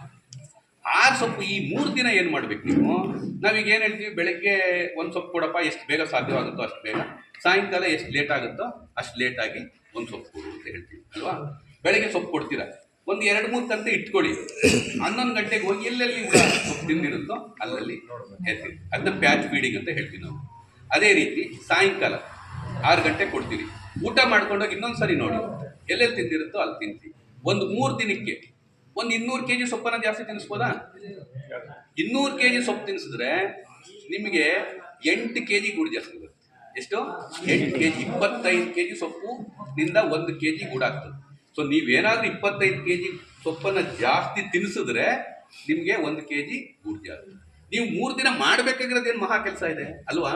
2 ಕತ್ತೆ ಇಟ್ಕೊಂಡಿರ್ತೀರಾ, ಅದನ್ನ ಹಾಕ್ತೀರಾ. ಸೊ ಅಲ್ಲಿ 5 kg ಹೆಂಗೆ ಅಂದರೆ, ಒಂದು ಗೂಡಿನ ತೂಕ ಜಸ್ಟ್ 0.1 ಜಾಸ್ತಿ ಆಯ್ತು ಅಂದ್ಕೊಳ್ಳಿ. ಈಗ 1.7 ಗೂಡಿನ ತೂಕ ಇರ್ತಕ್ಕಂಥದ್ದು ಈ ಸೊಪ್ಪು ತಿನ್ನಿಸಿದಾಗ, ಒಂದು 200 kg ಸೊಪ್ಪು ತಿನ್ನಿಸಿದಾಗ 1.8 ಆಗಿದೆ. ಒಂದೇ 0.1 ಆಗಿದ್ದು. 0.1 ಇಂಟು 50,000 ಗೂಡು, 50,000 ಗೂಡು ಎಷ್ಟಾಯ್ತು? 5 kg ಗೂಡು ಜಾಸ್ತಿ ಆಯ್ತು ಅಲ್ವಾ? ಸೊ ಈ ಥರ ಖರ್ಚು ಕಡಿಮೆ ಆಯ್ತಲ್ವಾ? ಹಾಂ. ಸೊ ಆಮೇಲೆ ಇನ್ನೂ ಒಂದು, ನೀವು ಗೂಡನ್ನು ತುಂಬ ಬೆಳೆಯೋರು, ಅಂದರೆ ಒಂದು 200 kg ಆ ಥರ ಬೆಳೆಯೋರು, ಗೂಡನ್ನು ಭಾಗ ಮಾಡಿ. ಈ ಹೆಂಗಿದ್ರು ತಗೊಂಡಾಗಲ್ಲ 2 ಮಾಡ್ತಿರಲ್ಲ ಲಾಟು. ಒಂದು ಲೋಟು ಒಳ್ಳೆ ಚೆನ್ನಾಗಿರೋ ಗೂಡನ್ನು ಎತ್ಕೊಂಡು ಒಂದು ಗೋಟ್ ಲಾಟ್ ಮಾಡಿ, ಇನ್ನೊಂದು ಲಾಟ್ ಮಾಡಿ. ಅನುಭವ ಇದೆಲ್ಲ ಮಾಡ್ಕೊಬೇಕಷ್ಟೇ ರೀ. ಇಲ್ಲ ಸರ್ ಆ ಥರ ಏನಿಲ್ಲ ಅಂದ್ರೆ ಮಾಡಕ್ಕೆ ಹೋಗ್ಬೇಡಿ, ಟ್ರೈ ಮಾಡಿ ಅಂತ ಹೇಳ್ತಿದ್ದೀನಿ ಅಷ್ಟೇ. ಅಲ್ಲಿ ನೋಡಿ, ರೀಲರ್ ಏನಾದರೂ ನೀವು ಸ್ಟಾರ್ಟ್ ಮಾಡ್ಕೊಂಡೋಗಿ ಚೆನ್ನಾಗಿರೋ ಗೂಡನ್ನು ತಗೊಂಡೋದಾಗ ಜಾಸ್ತಿ ಕೊಡ್ತಾನ, ಈ ಕಡೆ ಇನ್ನೊಂದು ಗೂಡಿಗೆ ಎಷ್ಟು ಕೊಡ್ತಾನೆ, ಅವೆರಡು ಕ್ಲಬ್ ಮಾಡಿ ಹಾಕಿದ್ರೆ ಎಷ್ಟು ಬರ್ಬೋದಿತ್ತು ನನಗೆ, ಏನು ರೇಟಿಂಗ್, ಈ ಥರ ಒಂದು ನಿಮ್ಮ ಅನುಭವಗಳು ಸಹ ಮುಖ್ಯ ಆಗ್ತವೆ ನಮಗೆ ಅಲ್ವಾ? ಯಾರು ಸುಮ್ಮನೆ ರೀಲರ್ ನಿಮಗೆ ದುಡ್ಡು ಕೊಡಲ್ಲ. ಅವನ ಇರತಕ್ಕಂಥ ಅನುಭವ ಉಪಯೋಗಿಸ್ಕೊತಾನೆ, ಅವನಿಗೆ ಇಷ್ಟೇ ಬೇಕಿರೋದು. ಅದ್ರ ಶೆಲ್ ಹೆಂಗಿದೆ, ನಾನು 1 kg ಸಿಲ್ಕ್ ತೆಗಿಬೇಕಂತಂದ್ರೆ ಈ ಗೂಡನ್ನು ಎಷ್ಟು kg ಬೇಕು, ಅದ್ರ ಮೇಲೆ ದುಡ್ಡು ಕೊಡ್ತಾನೆ ಅವನು. ಸೊ ಆ ಥರ ನೀವು ಕೆಲವು ಎಲ್ಲೆಲ್ಲಿ ಸಾಧ್ಯವಾಗುತ್ತೋ ಅಲ್ಲಿ ಖರ್ಚನ್ನು ಕಡಿಮೆ ಮಾಡ್ಕೊಳ್ಳಿ, ನೀವು ಇಳುವರಿ ಜಾಸ್ತಿ ಮಾಡ್ಕೊಳ್ಳಿ. ಅವಾಗ ನಿಮ್ಮ ವೆಚ್ಚ ಕಡಿಮೆ ಆಗುತ್ತೆ, ಆದಾಯ ಜಾಸ್ತಿ ಆಗುತ್ತೆ. ಸೊ ಈ 3 ಉದ್ದೇಶಗಳು, ಈ 3 ಉದ್ದೇಶಗಳು ಈಡೇರಕ್ಕೆ ಇವತ್ತು ನಾವೇನು ಮಾಡ್ತಾ ಇದ್ದೀವಿ? ನಾವು ನಿಮ್ಮನ್ನೆಲ್ಲ ಈ CBನೂ ಚೆನ್ನಾಗೇ ಬರುತ್ತೆ, ಒಳ್ಳೆ ಇಳುವರಿನೇ ಬರುತ್ತೆ. CB ಗೂಡು ನೀವು ರಾಮನಗರದಲ್ಲಿ ನೋಡೋದು ಇಷ್ಟಪ್ಪ ಇರುತ್ತೆ ಒಂದೊಂದು. ಇಳುವರಿ ಬಗ್ಗೆ ಮಾತಾಡ್ಬೇಕಂತಂದ್ರೆ ನೀವು ಬಯೋಲ್ಟೈನ್ ಎಷ್ಟು ಇಳುವರಿ ಕೊಡ್ತದೋ 100 ಮಟ್ಟಿಗೆ 60-70 kg ನೀವು ಕ್ರಾಸ್ ಬಿಡು ಅಷ್ಟೇ ಕೊಡ್ತದೆ. ಬೇರೆ ಸಮಸ್ಯೆಗಳಿರೋದ್ರಿಂದ ನಾವು ನಿಮಗೆ ಅವಶ್ಯಕತೆ ಇರೋದ್ರಿಂದ, ಇಂಡಸ್ಟ್ರಿಗೆ ಅವಶ್ಯಕತೆ ಇರೋದ್ರಿಂದ, ದೇಶದ ದೃಷ್ಟಿಯಿಂದ ಅವಶ್ಯಕತೆ ಇರೋದ್ರಿಂದ ನಿಮಗೆಲ್ಲ ಫೋರ್ಸಿಬಲ್ ಆಗಿ ಒಂದು CB ಮಾಡಿ, ಬಯೋಲ್ಟೈನ್ ಮಾಡಿ ಇದ್ದೀವಿ ಅಲ್ವಾ? ಇವತ್ತು ನಾವು ದೇಶದಲ್ಲಿ 70 ಭಾಗ CBನೇ ಮಾಡ್ತಿರೋದು, ಎಲ್ಲ ಒಂದು 30 ಭಾಗ ಮಾತ್ರ ಬಯೋಲ್ಟೈನ್ ಮಾಡ್ತಿದ್ದೀವಿ. ಅಟ್ಲೀಸ್ಟ್ ನಾವು ಈ 2030ಗೆ ಅಂದರೆ 2030ನೇ ಇಸ್ವಿ ಅಷ್ಟರೊಳಗಡೆ ನಾವೊಂದು 40-60ಕ್ಕಾದರೂ ಇಳಿಸ್ಬೇಕು. ಆ್ಯಕ್ಚುಲಿ ನಮ್ಮ ಉದ್ದೇಶ ಇರೋದು 50-50. ಆಲ್ ಆಫ್ ಎ ಸಡನ್ ನಾವು CBನ ಎಲ್ಲಾನು ಕನ್ವರ್ಟ್ ಮಾಡೋಕ್ಕಾಗಲ್ಲ ಬಯೋಲ್ಟೈನ್. ಸೊ ಈ ಒಂದು ಸ್ಟೆಪ್ ಬೈ ಸ್ಟೆಪ್ಪೇ ಮಾಡಿ, ಯಾಕೆಂದರೆ ಅದ್ರ ಅವಶ್ಯಕತೆ ಇದೆ ನಮಗೆ. ಸೊ ಅದ್ರ ಅವಶ್ಯಕತೆ ಇರೋದ್ರಿಂದ ನಾವು ಫಸ್ಟ್ ಇವತ್ತೆಲ್ಲ ಏನು ಮಾಡ್ತಿದ್ದೀವಿ, ನೀವು ತಳಿ ಸಂಕರಣ ಬಯೋಲ್ಟೈನ್ ಬೆಳೀರಿ. ಸೊ ನೀವು ಇಲ್ಲೇ ಎಷ್ಟು ಬೆಳೀತೀರಾ, ಬಯೋಲ್ಟೈನ್ FC1 into FC2 ಬೆಳೀತೀರಾ. FC1 ಮತ್ತು FC2 ಬೆಳೆಯೋರು ಅದು ಶುದ್ಧ ತಳಿಗಳು, ಅವು ಮೊಟ್ಟೆ ಮಾಡೋಕ್ಕೆ ಹೋಗ್ತವೆ. ಆ FC1 ಮತ್ತು FC2 ನಾವು ಉಪಯೋಗಿಸ್ಕೊಂಡು FC1 FC2 ಹೈಬ್ರಿಡ್ ಮಾಡ್ತೀವಿ. ಅಲ್ಲಿ ನೀವು ಏನು ಹೈಬ್ರಿಡ್ ಮಾಡ್ತೀರಾ ಅದರಲ್ಲಿ 4 ತಳಿಗಳ ಗುಣಲಕ್ಷಣಗಳಿವೆ. CSR2, CSR6, CSR26, CSR27. ಈ 4 ನಿಮಗೆ FC1 ಅಂತ ಏನು ಕೊಡ್ತೀವಿ, ಅದು 6x26 ತಳಿಗಳನ್ನು ಕ್ರಾಸ್ ಮಾಡಿ ಕೊಡ್ತೀವಿ. FC2 ಮಾಡೋರಿಗೆ ಅದು ಇಬ್ಬರಿಗೂ ಎರಡನ್ನೂ ಒಬ್ಬರಿಗೆ ಕೊಡ್ತೀವಲ್ವಾ, ಇನ್ನೊಬ್ಬರಿಗೆ ಇನ್ನೊಂದು ಅರ್ಧ ಭಾಗ 6x26, 2x27, 2 ಭಾಗ 2x27 FC2, 6x26 FC1. ಇವೆರಡನ್ನೂ ನಿಮಗೆ ಕೊಡ್ತೀವಿ. ನಿಮ್ಮಿಂದ ಅವ್ರು ತಗೊಂಡೋಗಿ FC1 into FC2 ಮಾಡ್ತಾರೆ. FC1 into FC2 ಸಂಕಲನ ಮಾಡಿದಾಗ ಅಲ್ಲಿ 4 ತಳಿಗಳ ಗುಣಲಕ್ಷಣಗಳಿರ್ತದೆ. 2ರದ್ದು ಇರ್ತದೆ, 27ರದ್ದು ಇರ್ತದೆ, 6ರದ್ದು ಇರ್ತದೆ, ಮತ್ತು 26ರದ್ದು. ಏನಕ್ಕೆ ಸಾರ್ ಇಷ್ಟು ಮಾಡಬೇಕಂತಂದರೆ, ನೀವು ಯಾರು ಅಪ್ಪಟ ಶುದ್ಧ ತಳಿಗಳನ್ನು ಈ ಶುದ್ಧ ತಳಿಗಳನ್ನು ಮೇಯಿಸಬೇಕಾದಿಲ್ಲ. CSR6 ಅವ್ರು ಮೇಯಿಸಲ್ಲ, CSR26 ಅವ್ರು ಮೇಯಿಸಲ್ಲ, CSR 2 ಅವ್ರ ಮೇಸಲ್ಲ, CSR 26 ಅವ್ರ ಸಾರಿ 27 ಅವ್ರ ಮೇಸಲ್ಲ. ನಾವು ಮೇಯಿಸ್ಬೇಕಾಗಿರೋದು ಅಂದರೆ ಯಾರು ಮೊಟ್ಟೆ ಮಾಡಕ್ಕೆ ಶುದ್ಧ ತಳಿಗಳನ್ನು ಬಿತ್ತನೆ ಗೂಡನ್ನು ಬೆಳೆದುಕೊಡ್ತಿದ್ದೀರಾ ಅವ್ರ ಅಪ್ಪಟ ಶುದ್ಧ ತಳಿ ಮೇಯಿಸೋ ಅವಶ್ಯಕತೆ ಇಲ್ಲ. ಅವ್ರು ಮೇಯಿಸ್ಬೇಕಾಗಿರೋದು ಆಲ್ರೆಡಿ ಕ್ರಾಸ್ ಮಾಡಿರ್ತೀವಿ, ಫೌಂಡೇಶನ್ ಕ್ರಾಸ್ ಅಂತೀವಿ. ಸೊ ಫೌಂಡೇಶನ್ ಕ್ರಾಸು ಬೆಳೆಯೋದು ಈ ಅಪ್ಪಟ ಶುದ್ಧ ತಳಿಗಳ ಬೆಳೆಯೋದಕ್ಕಿಂತ ಅಪಾಯಗಳು ಕಡಿಮೆ, ಈಸಿ ರೇರಿಂಗ್ ಒಂದು. ಎರಡನೇದೇನಪ್ಪ ಅಂದರೆ ಈ ಫೌಂಡೇಶನ್ ಕ್ರಾಸ್ಗಳನ್ನ ಇಟ್ಕೊಂಡು ನಾವು ಮೊಟ್ಟೆ ಮಾಡಿದಾಗ ಒಂದು 20-25% ಅಥವಾ 30% ಅಷ್ಟು ಎಗ್ ರಿಕವರಿ ಜಾಸ್ತಿ ಆಗುತ್ತೆ ಮೊಟ್ಟೆ. ಸೊ ಈ ದೃಷ್ಟಿಯಿಂದ ನಾವು ಇವತ್ತು ಡಬಲ್ ಹೈಬ್ರಿಡ್ನ ಮಾಡ್ತಾ ಇದ್ದೀವಿ. ಸೊ ಫಸ್ಟ್ ನೀವು ಡಬಲ್ ಹೈಬ್ರಿಡ್ ಮೇಯಿಸ್ತಾ ಇದ್ದೀರಿ, ಇವತ್ತೆಲ್ಲ ಬಯೋಲ್ಟೈನ್ ಅಂದ್ಕೊಳ್ಳಿ, ಶುದ್ಧ ತಳಿನಾದರೂ ಮೇಯಿಸ್ಬೋದು ಅಥವಾ ನಿಮ್ಮ ಸಂಕರಣಗಳನ್ನಾದರೂ ಮೇಯಿಸ್ಬೋದು. ಅದರಲ್ಲಿ ಒಂದು ಟಾರ್ಗೆಟ್ ಇರುತ್ತೆ, ಎಷ್ಟು ಉತ್ಪಾದನೆ ಮಾಡಬೇಕು. ನೀವು 100 ಮೊಟ್ಟೆಗೆ 80 kg ಬಂತು, 70 kg ಬಂತು, 100 kg ಬಂತು, ಇವಲ್ಲ. ನಿಮ್ಮದು ಇಳುವರಿ 1 ಎಕರೆ ತೋಟದಲ್ಲಿ 1 ವರ್ಷಕ್ಕೆ 900ರಿಂದ 1050 kgವರೆಗೂ ಗೂಡನ್ನು ಉತ್ಪಾದನೆ ಮಾಡಬೇಕು. ಎಷ್ಟು kg? 900 kgಯಿಂದ 1050 kgವರೆಗೂ ಗೂಡಿನ ಉತ್ಪಾದನೆ ಮಾಡಬೇಕು. ಅದು ಶುದ್ಧ ತಳಿನಾದರೂ ಆಗ್ಬೋದು, ಅಥವಾ ಈ ಫೌಂಡೇಶನ್ ತಳಿನಾದರೂ ಆಗ್ಬೋದು, ಅಥವಾ ನೀವು ಸಂಕರಣನಾದರೂ ಹಾಕ್ಬೋದು. ಅಷ್ಟು. ಬಟ್ ಗುಣಮಟ್ಟ ನಿರ್ಧರಿಸೋಕ್ಕೆ ನಿಮಗೆ ಶುದ್ಧ ತಳಿಗೆ ಬೇರೆ ಪ್ಯಾರಾಮೀಟರ್ ಇರುತ್ತೆ, ಈ ಸಂಕರಣಗಳಿಗೆ ಬೇರೆ ಪ್ಯಾರಾಮೀಟರ್ ಇರುತ್ತೆ. ಶುದ್ಧ ತಳಿ FC1 FC2 ಮೇಸೋರ್ದು ಈ ಒಂದು ಗುಣಮಟ್ಟನ ಯಂತ್ರ ಮೇಲೆ ಅಳಿತಾರೆ ಅಂದರೆ 1 kgಗೆ ಎಷ್ಟು ಗೂಡನ್ನು ತೂಗುತ್ತೆ. ಅದು ಜಾಸ್ತಿನೂ ಆಗ್ಬೋದು, ಕಡಿಮೆನೂ ಆಗ್ಬೋದು. ಒಂದು 500ರಿಂದ 600 ಒಳಗಡೆ ಇರಬೇಕು. ಸ್ವಲ್ಪ ಸೀಸನ್ ಆಗು ವೇರಿಯೇಷನ್ ಇರುತ್ತೆ. ಸಮ್ಮರ್ ಆದರೆ ಸ್ವಲ್ಪ ಜಾಸ್ತಿ ನಂಬರ್ ಇರುತ್ತೆ, ವಿಂಟರ್ ಆದರೆ ಸ್ವಲ್ಪ ಕಡಿಮೆ ಇರುತ್ತೆ, ರೈನಿ ಆದರೆ ಕಡಿಮೆ ಇರುತ್ತೆ. ಹಿಂಗೆ ಒಂದು 500ರಿಂದ 600 ಇರಬೇಕು ಒಂದು. ಅದನ್ನೊಂದು 100 ಗೂಡು ತಗೊಂಡು ಕಟ್ ಮಾಡಿದ್ರೆ 90% ಜಾಸ್ತಿ ಒಳ್ಳೆ ಆರೋಗ್ಯವಂತ ಪ್ಯೂಪ ಇರಬೇಕು. ಮಾರ್ಕೆಟ್ನೊಂದು ಕೊಂಡ್ಕೊಳ್ಬೇಕಾದ್ರೆ ಇವೆರಡು ಅವನೊಂದು 1 kg ಗೂಡನ್ನ ಪ್ರೋಸೆಸ್ ಮಾಡೋದು ಅಂದರೆ ಮೊಟ್ಟೆ ಮಾಡೋಕ್ಕೆ ಉಪಯೋಗಿಸಿದ್ರೆ ಅವನಿಗೊಂದು 60ರಿಂದ 65 ಗ್ರಾಮ್ ಅಷ್ಟು ಮೊಟ್ಟೆ ಬೇಕು. ಅದನ್ನು ನಿರ್ಧಾರ ಮಾಡಬೇಕು. ಇನ್ನು ಸಂಕರಣ ತಳಿ ಆದರೆ ಮೇಯ್ನಾಗಿ ಬೇರೆ ಬೇರೆವೆಲ್ಲ ಬಿಟ್ಬಿಡಿ. ಅವನಿಗೆ ಬೇಕಾಗಿರೋದು ಒಂದು 100 ಗೂಡು ಹರಡಿದ್ರೆ ಅದರಲ್ಲಿ ಕಳಪೆ ಗೂಡು ಅಂತ ಹೇಳ್ತೀವಿ, ಅದಕ್ಕೆ 100ಕ್ಕೆ 5ಕ್ಕಿಂತ ಕಡಿಮೆ ಜಾಸ್ತಿ ಸಿಗಬಾರ್ದು. ಸೊ ಕಳಪೆ ಗೂಡುಗಳ ಸಂಖ್ಯೆ ಕಡಿಮೆ ಇರಬೇಕು. ಎರಡನೇ ಗೂಡೆಲ್ಲ ನೋಡೋಕ್ಕೆ ಯೂನಿಫಾರ್ಮ್ ಆಗಿರಬೇಕು. ಸೈಜು ಒಂದು ದಪ್ಪ ಸಣ್ಣ ದಪ್ಪ ಸಣ್ಣ ಇರಬಾರ್ದು. 2. ಮೂರನೇದು ಶೆಲ್ ಇರುತ್ತಲ್ಲ, ಅದು ಗಟ್ಟಿ. ಅದು ನಿಮಗೆಲ್ಲ ಗೊತ್ತಾಗಲ್ಲ, ಅವನು ರೀಲರ್ಗೆ ಗೊತ್ತಾಗ್ತದೆ. ಕೈ ಇಟ್ಬಿಟ್ಟು ನೋಡಿದಾಗ ಅದು ಗೊತ್ತಾಗ್ಬಿಡುತ್ತೆ.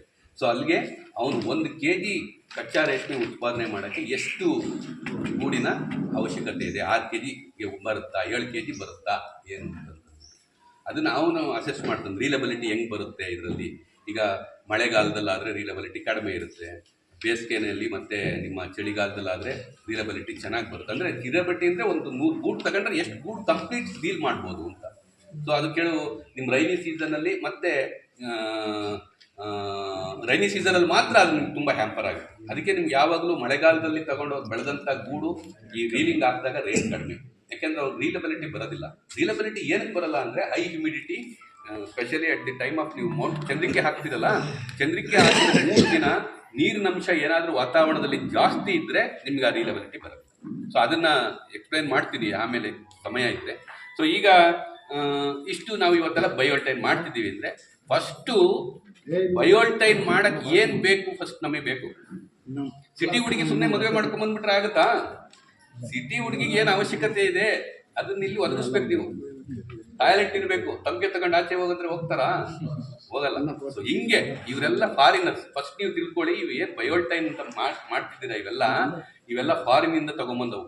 ಅಲ್ಲಿಂದ ತೊಗೊಂಬಂದು ನಿಮಗೆ ಕೊಟ್ಬಿಟ್ಟಿಲ್ಲ ಅವನ್ನ. ಅಲ್ಲಿಂದ ಏನೋ ಒಂದು ಸ್ವಲ್ಪ ತೊಗೊಂಬಂದು ಅದ್ರ ಮೇಲೆ ಒಂದು 10-15 ವರ್ಷಗಳ ಸತತ ಪ್ರಯತ್ನ, ಸತತ ಸಂಶೋಧನೆ ಮಾಡಿ ಇವತ್ತೇನು ನೀವು CSR ಬೆಳೀತಿದ್ರೋ ಅದು ನಿಮ್ಮ ಫೀಲ್ಡಿಗೆ ಬಂದಿರೋದು. ನಿಮಗೆ ಗೊತ್ತಿಲ್ಲ, ಅದು ಬಂದಾಗ ಈವನ್ 5-6 ವರ್ಷಗಳ ಸತತ ಕಾಲ ರೇಷ್ಮೆ ಸಂಶೋಧನೆ ಮಾಡಿ ನಿಮಗೆ ಫೀಲ್ಡಿಗೆ ಬಿಟ್ಟಾಗ್ಲೂ ನಿಮ್ಗೆ ಅನುಭವ ಇಲ್ಲದೇ ಇರ್ಬೋದು. CSR2 CSR4ನ ಫೀಲ್ಡಿಗೆ ಬಿಟ್ಟಾಗ 4ನೇ ಜ್ವರಕ್ಕೆ ಹೋಗಿದ್ದ ಅದು ಇದಿರ್ತದಲ್ಲ, ಮೂತಿನೇ ಬಿಡ್ತಾ ಇರಲಿಲ್ಲ. ಮೂತಿನೇ ಬಿಡ್ತಿರ್ಲಿಲ್ಲ. 2 ದಿನ ಸೊಪ್ಪೆ ತಿಂತಿರ್ಲಿಲ್ಲ, ಅದು ಸಣ್ಣ ಆಗ್ಬಿಡೋದು, ದಪ್ಪ ಆಗ್ಬಿಡೋದು.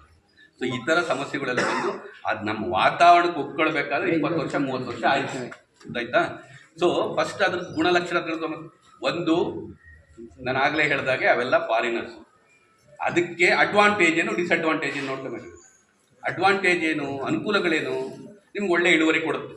ಒಂದು 100 ಮೊಟ್ಟೆ ಮೇಯಿಸಿದ್ರೆ ಒಂದು 60-70 kg ಗೂಡು ಇಳುವರಿ ಬರುತ್ತೆ. ಓಕೆ, ಒಂದು ಪ್ರೊಡಕ್ಷನ್ ಒಳ್ಳೆ ಉತ್ಪಾದನಾ ಸಾಮರ್ಥ್ಯ ಇದೆ. ಎರಡನೇದು ಗುಣಮಟ್ಟನೂ ಇದೆ. ಆ ಗೂಡನ್ನು ನಾವು ಉಪಯೋಗಿಸಿ ಈ ಆಟೋಮೆಟಿಕ್ ರೀಲಿಂಗ್ ಮಿಷನಲ್ಲಿ ರೀಲ್ ಮಾಡ್ಬೋದು. ಅದೇ ನಮ್ಮ ಸಿ ಬಿ ಗೂಡುಗಳು ಆಗಲ್ಲ. ಸೊ ಆಟೋಮೆಟಿಕ್ ಅಂದರೆ ಸ್ವಯಂ ಚಾಲಿತ ಇದು ಏನು ರೀಲಿಂಗ್ ಯೂನಿಟ್ಸ್ಗಳಲ್ಲಿ ರೀಲ್ ಮಾಡ್ಬೋದು. ಒಂದು minimum 2A to 3A grade silk ಬರ್ಬೋದು. ಅಡ್ವಾಂಟೇಜ್ ಇದು, ಇದ್ರದ್ದು ಅನುಕೂಲಗಳು. ಎಲ್ಲಿ ಅನುಕೂಲಗಳು ಇರ್ತಾವೋ ಅದು ಕೆಲವು ಅನಾನುಕೂಲಗಳು ಇರ್ತವೆ. ಅನಾನುಕೂಲಗಳು ಏನಪ್ಪ ಅಂತಂದರೆ ಇವು ಈ ಅಸಮರ್ಪಕ ವಾತಾವರಣ, ಅನಾನುಕೂಲಕರ ವಾತಾವರಣಕ್ಕೆ ಒಪ್ಕೊಳ್ಳೋದಿಲ್ಲ.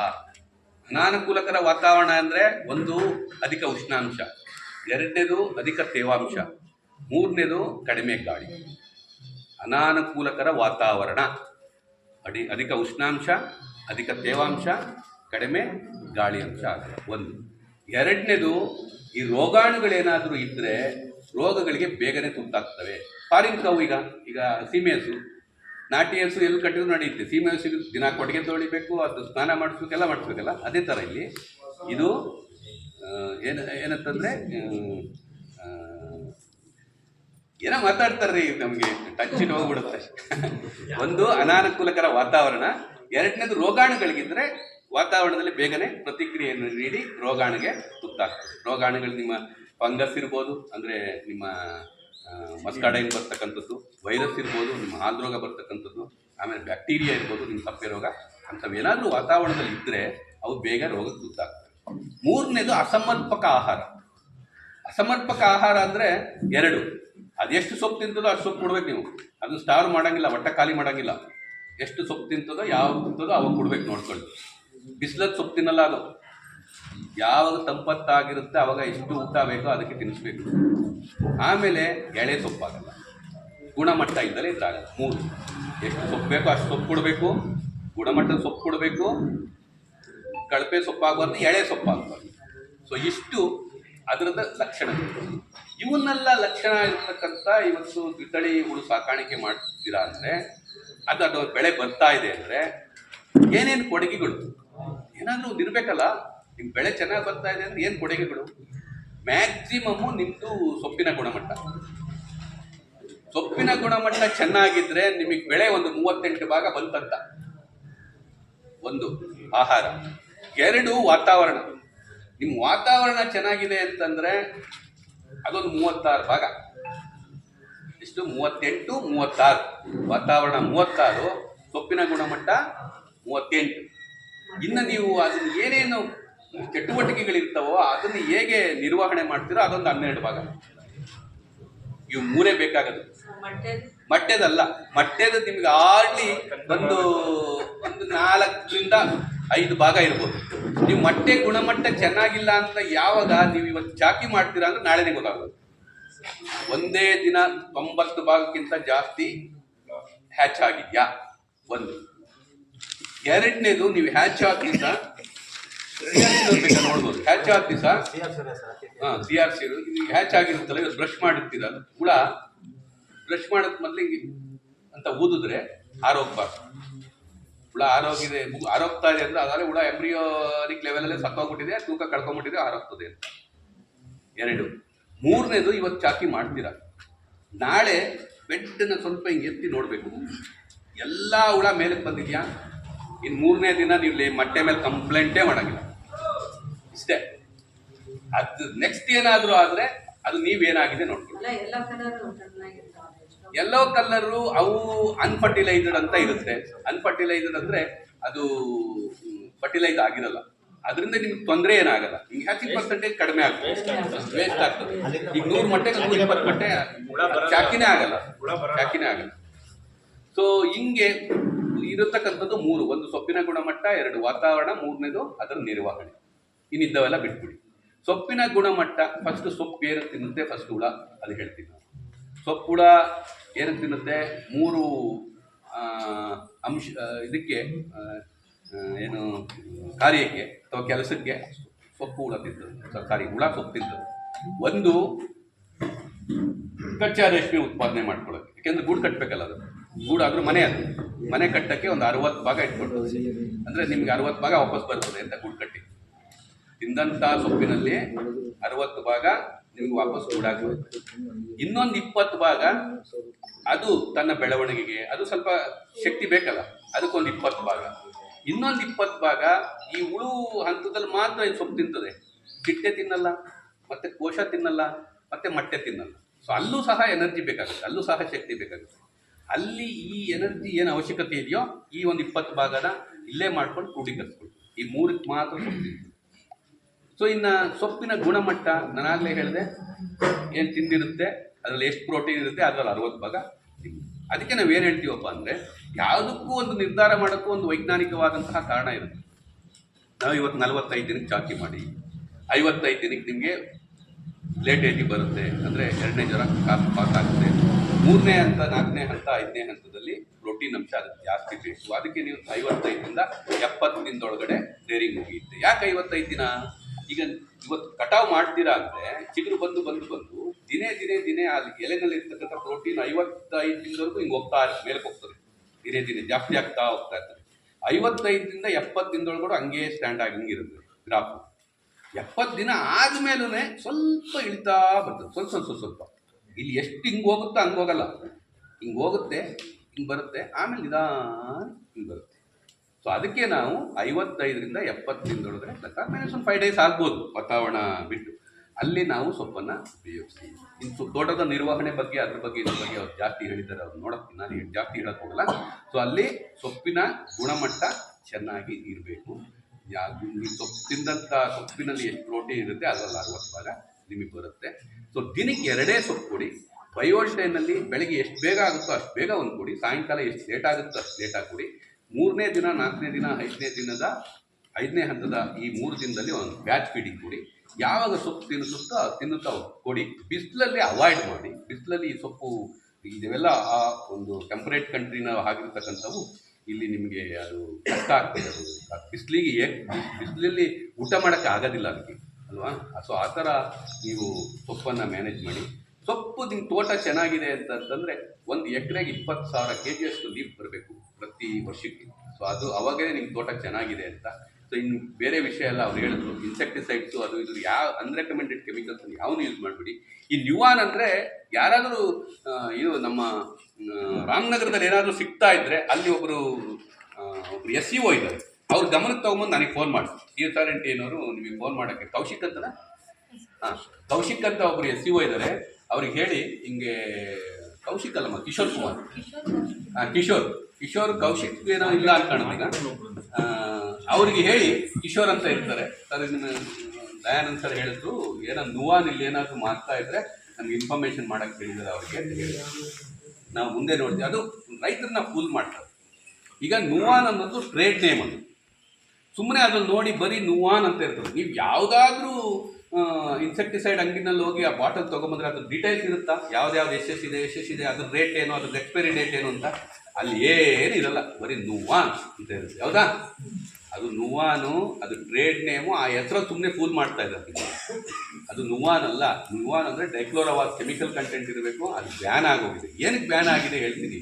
ಅದು ವೋಲಟೈಲ್ ಕಾಂಪೌಂಡ್, ವಾತಾವರಣ ತುಂಬ ಡ್ಯಾಮೇಜ್ ಮಾಡೋದು. ಏನಂದರೆ ಇವೆಲ್ಲ ಕೆಮಿಕಲ್ಸ್ ಕೂಡ ಅಲ್ಲೇ ಇರ್ತವೆ ನೀವು ಹೊಡೆದಾಗ. ಈ ನುವಾನ್ ಏನಾಗ್ತಿತ್ತಂದರೆ ಎವಾಪರೇಟ್ ಹೋಗ್ತಾ ಇತ್ತು ಎಲ್ಲ, ಅದು ವಾತಾವರಣಕ್ಕೆ ಸೇರ್ಕೊಂಬಿಡ್ತಾ ಇತ್ತು. ಅದು ಕಾರ್ಸಿನೋಜೆನಿಕ್, ಅದಕ್ಕೋಸ್ಕರ ಬ್ಯಾನ್ ಮಾಡಿದ್ದಾರೆ. ಅದರ್ವೈಸ್ ಸೇಫ್ ಕೆಮಿಕಲ್ಲು, ಅದರ ಅವಶ್ಯಕತೆ ಇಲ್ಲ. ಆದರೆ ಹೆಸರು ಉಪಯೋಗಿಸ್ಕೊಂಡು ಬೇರೆ ದುಡ್ಡು ಮಾಡ್ಕೊಡ್ತಾರೆ. ಸೊ ಆ ಥರ ಕೆಮಿಕಲ್ಸನ್ನು ಯೂಸ್ ಮಾಡಬೇಡಿ ದಯವಿಟ್ಟು ಯಾರು. ಈಗ ಸುಮಾರು ಕೆಮಿಕಲ್ಸು, ಯಾವುದೇ ಕೆಮಿಕಲ್ ಸುಮಾರು ಬರ್ತವೆ, ಏನೇನೋ ಬರ್ತವೆ, ದಯವಿಟ್ಟು ಯಾರೂ ಉಪಯೋಗಿಸ್ಬೇಡಿ. ಆಮೇಲೆ ಈವನ್ ನಿಮ್ಮ FC1 FC2 ಮಾಡೋರು, ಈ ಶುದ್ಧ ತಳಿ ಮಾಡೋರು ಈವನ್ ವೆಟ್ಟಬಲ್ ಸಲ್ಫರ್ ಯೂಸ್ ಮಾಡಬಾರ್ದು. ಅದು ಇನ್ನೂ ಸ್ವಲ್ಪ ಕಾಂಪ್ಲಿಕೇಶನ್ಸ್ ಇದೆ ವೆಟ್ಟಬಲ್ ಸಲ್ಫರ್. ಆಮೇಲೆ ಏನು ಕಾನ್ಸಂಟ್ರೇಷನ್ ಹೇಳ್ತೀವೋ ಅದನ್ನು ಮಾತ್ರ ಉಪಯೋಗಿಸಿ. ಒಂದು ರೋಗರ್ ಉಪಯೋಗಿಸಿ. ರೋಗರು 15 ದಿನದಿಂದ 20 ದಿನದ ಕಟಾವು ಆದಮೇಲೆ 3 ml/ಲೀಟರ್ ಹಾಕಿ ಒಂದು 100 ಲೀಟರ್ ಬೇಕಾಗ್ಬೋದು. ಆ ಚಿಕ್ಕದಿರುತ್ತಲ್ಲ ಇದು, ಒಂದು ಪ್ರತಿ ಎಕರೆಗೆ ಹಾಕಿ. ಆಮೇಲೆ ನೀಮ್ ಆಯಿಲ್ ಯೂಸ್ ಮಾಡಿ. 10,000 ppm ನೀಮ್ ಆಯಿಲು 3 ml/ಲೀಟರು. ಅದನ್ನು ಬಟ್ ನೀವು ಆ ನೀಮ್ ಆಯಿಲ್ ಹೊಡಿಬೇಕಾದ್ರೆ ಸರಿಯಾಗಿ ಮಿಕ್ಸ್ ಆಗಿದೆಯಾ ಅದನ್ನು ನೋಡ್ಕೊಳ್ಬೇಕು. ಸುಮ್ಮನೆ ನೀವು ಒಂದಷ್ಟು ನೀಮ್ ಆಯಿಲು, ಒಂದಷ್ಟು ಸರ್ಪು ಹಾಕ್ಬಿಟ್ಟು ಅದಕ್ಕೆ ನೀರು ತುಂಬ್ಕೊಂಡು ಹೊಡೆದ್ರೆ ಆಗಲ್ಲ.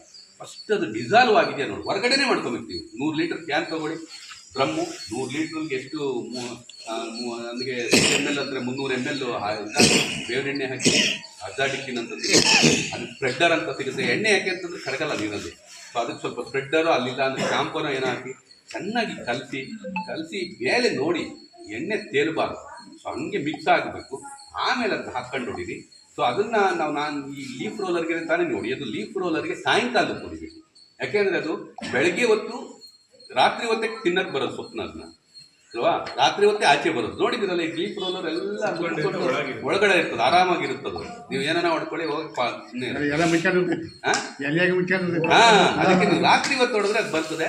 ಆವಾಗ ನಿಮ್ದು ಬೇವಿನ ಎಣ್ಣೆ ಅದು ಸುಮ್ಮನೆ ನಿಮಗೆ ಹುಳ ಸೊಪ್ಪು ತಿಂದಂಗೆ ಮಾಡುತ್ತಷ್ಟೇ, ಅದು ಸಾಯಿಸೋದಿಲ್ಲ. ಊಟ ಇಲ್ದಲೇ ಸಾಯ್ತದೆ. ನೀವು ಇವತ್ತು ಬೆಳ್ಳುಳ್ಳಿ ನೋಡಿದ್ದೀನಿ ನಾಳೆಗೆ ಸಾಯ್ಬೇಕಂದ್ರೆ ಸಾಯಲ್ಲ, ಅದು ಟೈಮ್ ಕೊಡಿ ಅದಕ್ಕೆ. ಯಾಕೆಂದ್ರೆ ಅದು ಊಟ ಇಲ್ದಲೇ ಸೊರಗಿ ಸಾಯ್ಬೇಕು, ಗೊತ್ತಾಯ್ತಾ? ಸೊ ಆ ಥರ ಬೇರೆ ಯಾವುದೇ ಕೆಮಿಕಲ್ಸನ್ನು ಯೂಸ್ ಮಾಡಿಬಿಡಿ. ರೋಗರ್ ಯೂಸ್ ಮಾಡಿ, ಆಮೇಲೆ ಈ ನೀಮ್ ಯೂಸ್ ಮಾಡಿ. ಅಮ್ಮಮ್ಮ ಅಂದರೆ ಸರ್ ನಾವು ರೋಗರೆಲ್ಲ ಯೂಸ್ ಮಾಡಿದ್ಮೇಲೆ ಲೀಫ್ ರೋಲರ್ ಜಾಸ್ತಿ ಇದೆ ಅಂತಂದರೆ ಈ ಇಂಟರ್ಪ್ರಿಟ್ ಅನ್ನೋದು 1.5 ml ಪ್ರತಿ ಲೀಟ್ರಿಗೆ. ಅದು ನಿಮಗೆ ಎಲ್ಲ 20 days period, safety period 20 days. Rogor ಹೊಡೆದ್ರು 20 days, ಇಂಟರ್ಪ್ರಿಟ್ ಹೊಡೆದ್ರು 20 days. ಆದರೆ ನಿಮ್ಮ ನೀಮ್ ಆಯಿಲ್ 10 days ಸಾಕು. ಸೊ ಅವಾಗ ಮಾತ್ರ ಸೇಫ್ಟಿ ಪೀರಿಯಡ್ ಫಾಲೋ ಮಾಡಿ. ಎಷ್ಟು ಹೇಳ್ತಾರೋ ಅಷ್ಟೇ ಹಾಕಿ. Wettable sulphur 6 gram per litre ಹಾಕಿ ಹೊಡಿತಾರೆ. ಅದೆಲ್ಲ ಡೆಪಾಸಿಟ್ ಆಗುತ್ತೆ ನಿಮ್ಮ ಇದ್ರ ಮೇಲೆ, ಲೀಫ್ ಮೇಲೆ. ಹೌದು ಮಾಡಬೇಡಿ. ಏನು ಹೇಳ್ತಾರೋ, ಯಾವ ಕೆಮಿಕಲ್ ಹೇಳ್ತಾರೋ, ಎಷ್ಟು ಪ್ರಮಾಣದಲ್ಲಿ ಹೇಳ್ತಾರೋ, ಮತ್ತು ಹೊಡೆದ ಮೇಲೆ ಎಷ್ಟು ದಿನ ಸೇಫ್ಟಿ ಪೀರಿಯಡ್ ಅಂತ ಹೇಳ್ತಾರೋ ಅದನ್ನು ನೀವು ಫಾಲೋ ಮಾಡಿ, ಆಯಿತಾ? ಮಲ್ಬರಿ ಬಗ್ಗೆ ಜಾಸ್ತಿ ಹೇಳೋಕ್ಕೋಗಲ್ಲ, ಅವ್ರು ಹೇಳಿದ್ದಾರೆ. ಇನ್ನು ಸಿಲ್ಕಮ್ ರೇರಿಂಗ್ ಮೊದಲು ಸೊಪ್ಪಿನ ಗುಣಮಟ್ಟ ಆದಮೇಲೆ, ಸೊಪ್ಪಿನ ಗುಣಮಟ್ಟ ಇಷ್ಟೇ ತಿಳ್ಕೊಳ್ಳಿ. ಎಷ್ಟು ಸೊಪ್ಪು ತಿಂತದೋ ಅದರ 60 ಭಾಗ ನಿಮ್ಮದು, ಇದರಿಂದ 40 ಭಾಗ ಆಗ್ತದೆ. ಓಕೆ. ಇನ್ನು ವಾತಾವರಣಕ್ಕೆ ಬಂದರೆ, ವಾತಾವರಣ ಅಂತಂದರೆ ಒಂದು ಉಷ್ಣಾಂಶ, ತೇವಾಂಶ ಮತ್ತು ಗಾಳಿ. ಉಷ್ಣಾಂಶ ನೀವು ಯಾವತ್ತೂ ಕಡಿಮೆ ಮಾಡೋಕ್ಕೆ ಪ್ರಯತ್ನ ಮಾಡಿ, ಜಾಸ್ತಿ ಮಾಡೋಕ್ಕೆ ಪ್ರಯತ್ನ ಮಾಡಬೇಡಿ. ಜನರಲ್ ಆಗಿ 15 ಡಿಗ್ರಿಯಿಂದ ಹಿಡಿದು 35-33 ಡಿಗ್ರಿವರೆಗೂ ಈ ರೇಷ್ಮೆ ಹುಳು ಯಾವುದೇ ವ್ಯತ್ಯಾಸ ಇಲ್ಲದೆ ಬೆಳೀತದೆ. ಸುಮ್ಮನೆ ಮ್ಯಾನೇಜ್ ಮಾಡಬೇಕಷ್ಟೇ. ಬೇಸಿಗೆ ಕಾಲದಲ್ಲಿ ಸೊಪ್ಪು ಬಿಸಿಲಿದ್ದಾಗ ಸೊಪ್ಪು ಕೊಡೋದು ನಿಲ್ಲಿಸೋದು, ಚಳಿಗಾಲದಲ್ಲಿ ಎಷ್ಟು ಬೇಗ ಸಾಧ್ಯವಾಗುತ್ತೋ ಸ್ವಲ್ಪ ಇಬ್ಬನಿ ಇದ್ದರೂ ಸೊಪ್ಪು ತಗೊಂಬಂದು ಕೊಡೋದು, ಈ ಥರ ಎಲ್ಲ ಮ್ಯಾನೇಜ್ ಮಾಡಿಕೊಂಡ್ರೆ ಸರೋಗ್ಬಿಡುತ್ತೆ. ಸೊ ಒಂದು ವಾತಾವರಣದಲ್ಲಿ ಉಷ್ಣಾಂಶನ ನೀವು ಅಧಿಕ ಉಷ್ಣಾಂಶ ಮಾತ್ರ ಕಂಟ್ರೋಲ್ ಮಾಡಬೇಕೇ ಹೊರತು ಯಾವತ್ತು ಉಷ್ಣಾಂಶನ ಜಾಸ್ತಿ ಮಾಡೋಕ್ಕೆ ಪ್ರಯತ್ನ ಮಾಡಬೇಡಿ. ಅಲ್ಲಿ CRC ಅವರಿಗೆ ಬೇಕಾಗುತ್ತೆ, ಬಿಟ್ಬಿಡಿ. ನಾನು CRC ಪಾರ್ಟ್ ಹೇಳ್ತಾ ಇಲ್ಲ. ನೀವು ಲೇಟ್ ಏಜಸ್ಗೆ ನೀವು ಉಷ್ಣಾಂಶ ಯಾವಾಗಲೂ ನಮ್ಮ ವಾತಾವರಣ ಕರೆಕ್ಟಾಗಿರುತ್ತೆ. ವಾತಾವರಣದಲ್ಲಿ ಟೆಂಪ್ರೇಚರ್ ಜಾಸ್ತಿ ಆದಾಗ ಮಾತ್ರ ನೀವು ಕಡಿಮೆ ಮಾಡಬೇಕು. ಯಾವತ್ತೂ 15 ಡಿಗ್ರಿಗಿಂತ ಒಳಗಡೆ ಬರೋದಿಲ್ಲ. 33 ಡಿಗ್ರಿ ಅಥವಾ 30 ಡಿಗ್ರಿಗೆ ಮೇಲೆ ಹೋದಾಗ ಮಾತ್ರ ನೀವು ಕಂಟ್ರೋಲ್ ಮಾಡ್ತಾ ಬರೋದು. ಎಷ್ಟು ಸಾಧ್ಯವಾಗುತ್ತೋ ಅಷ್ಟು ಕಂಟ್ರೋಲ್ ಮಾಡಿ.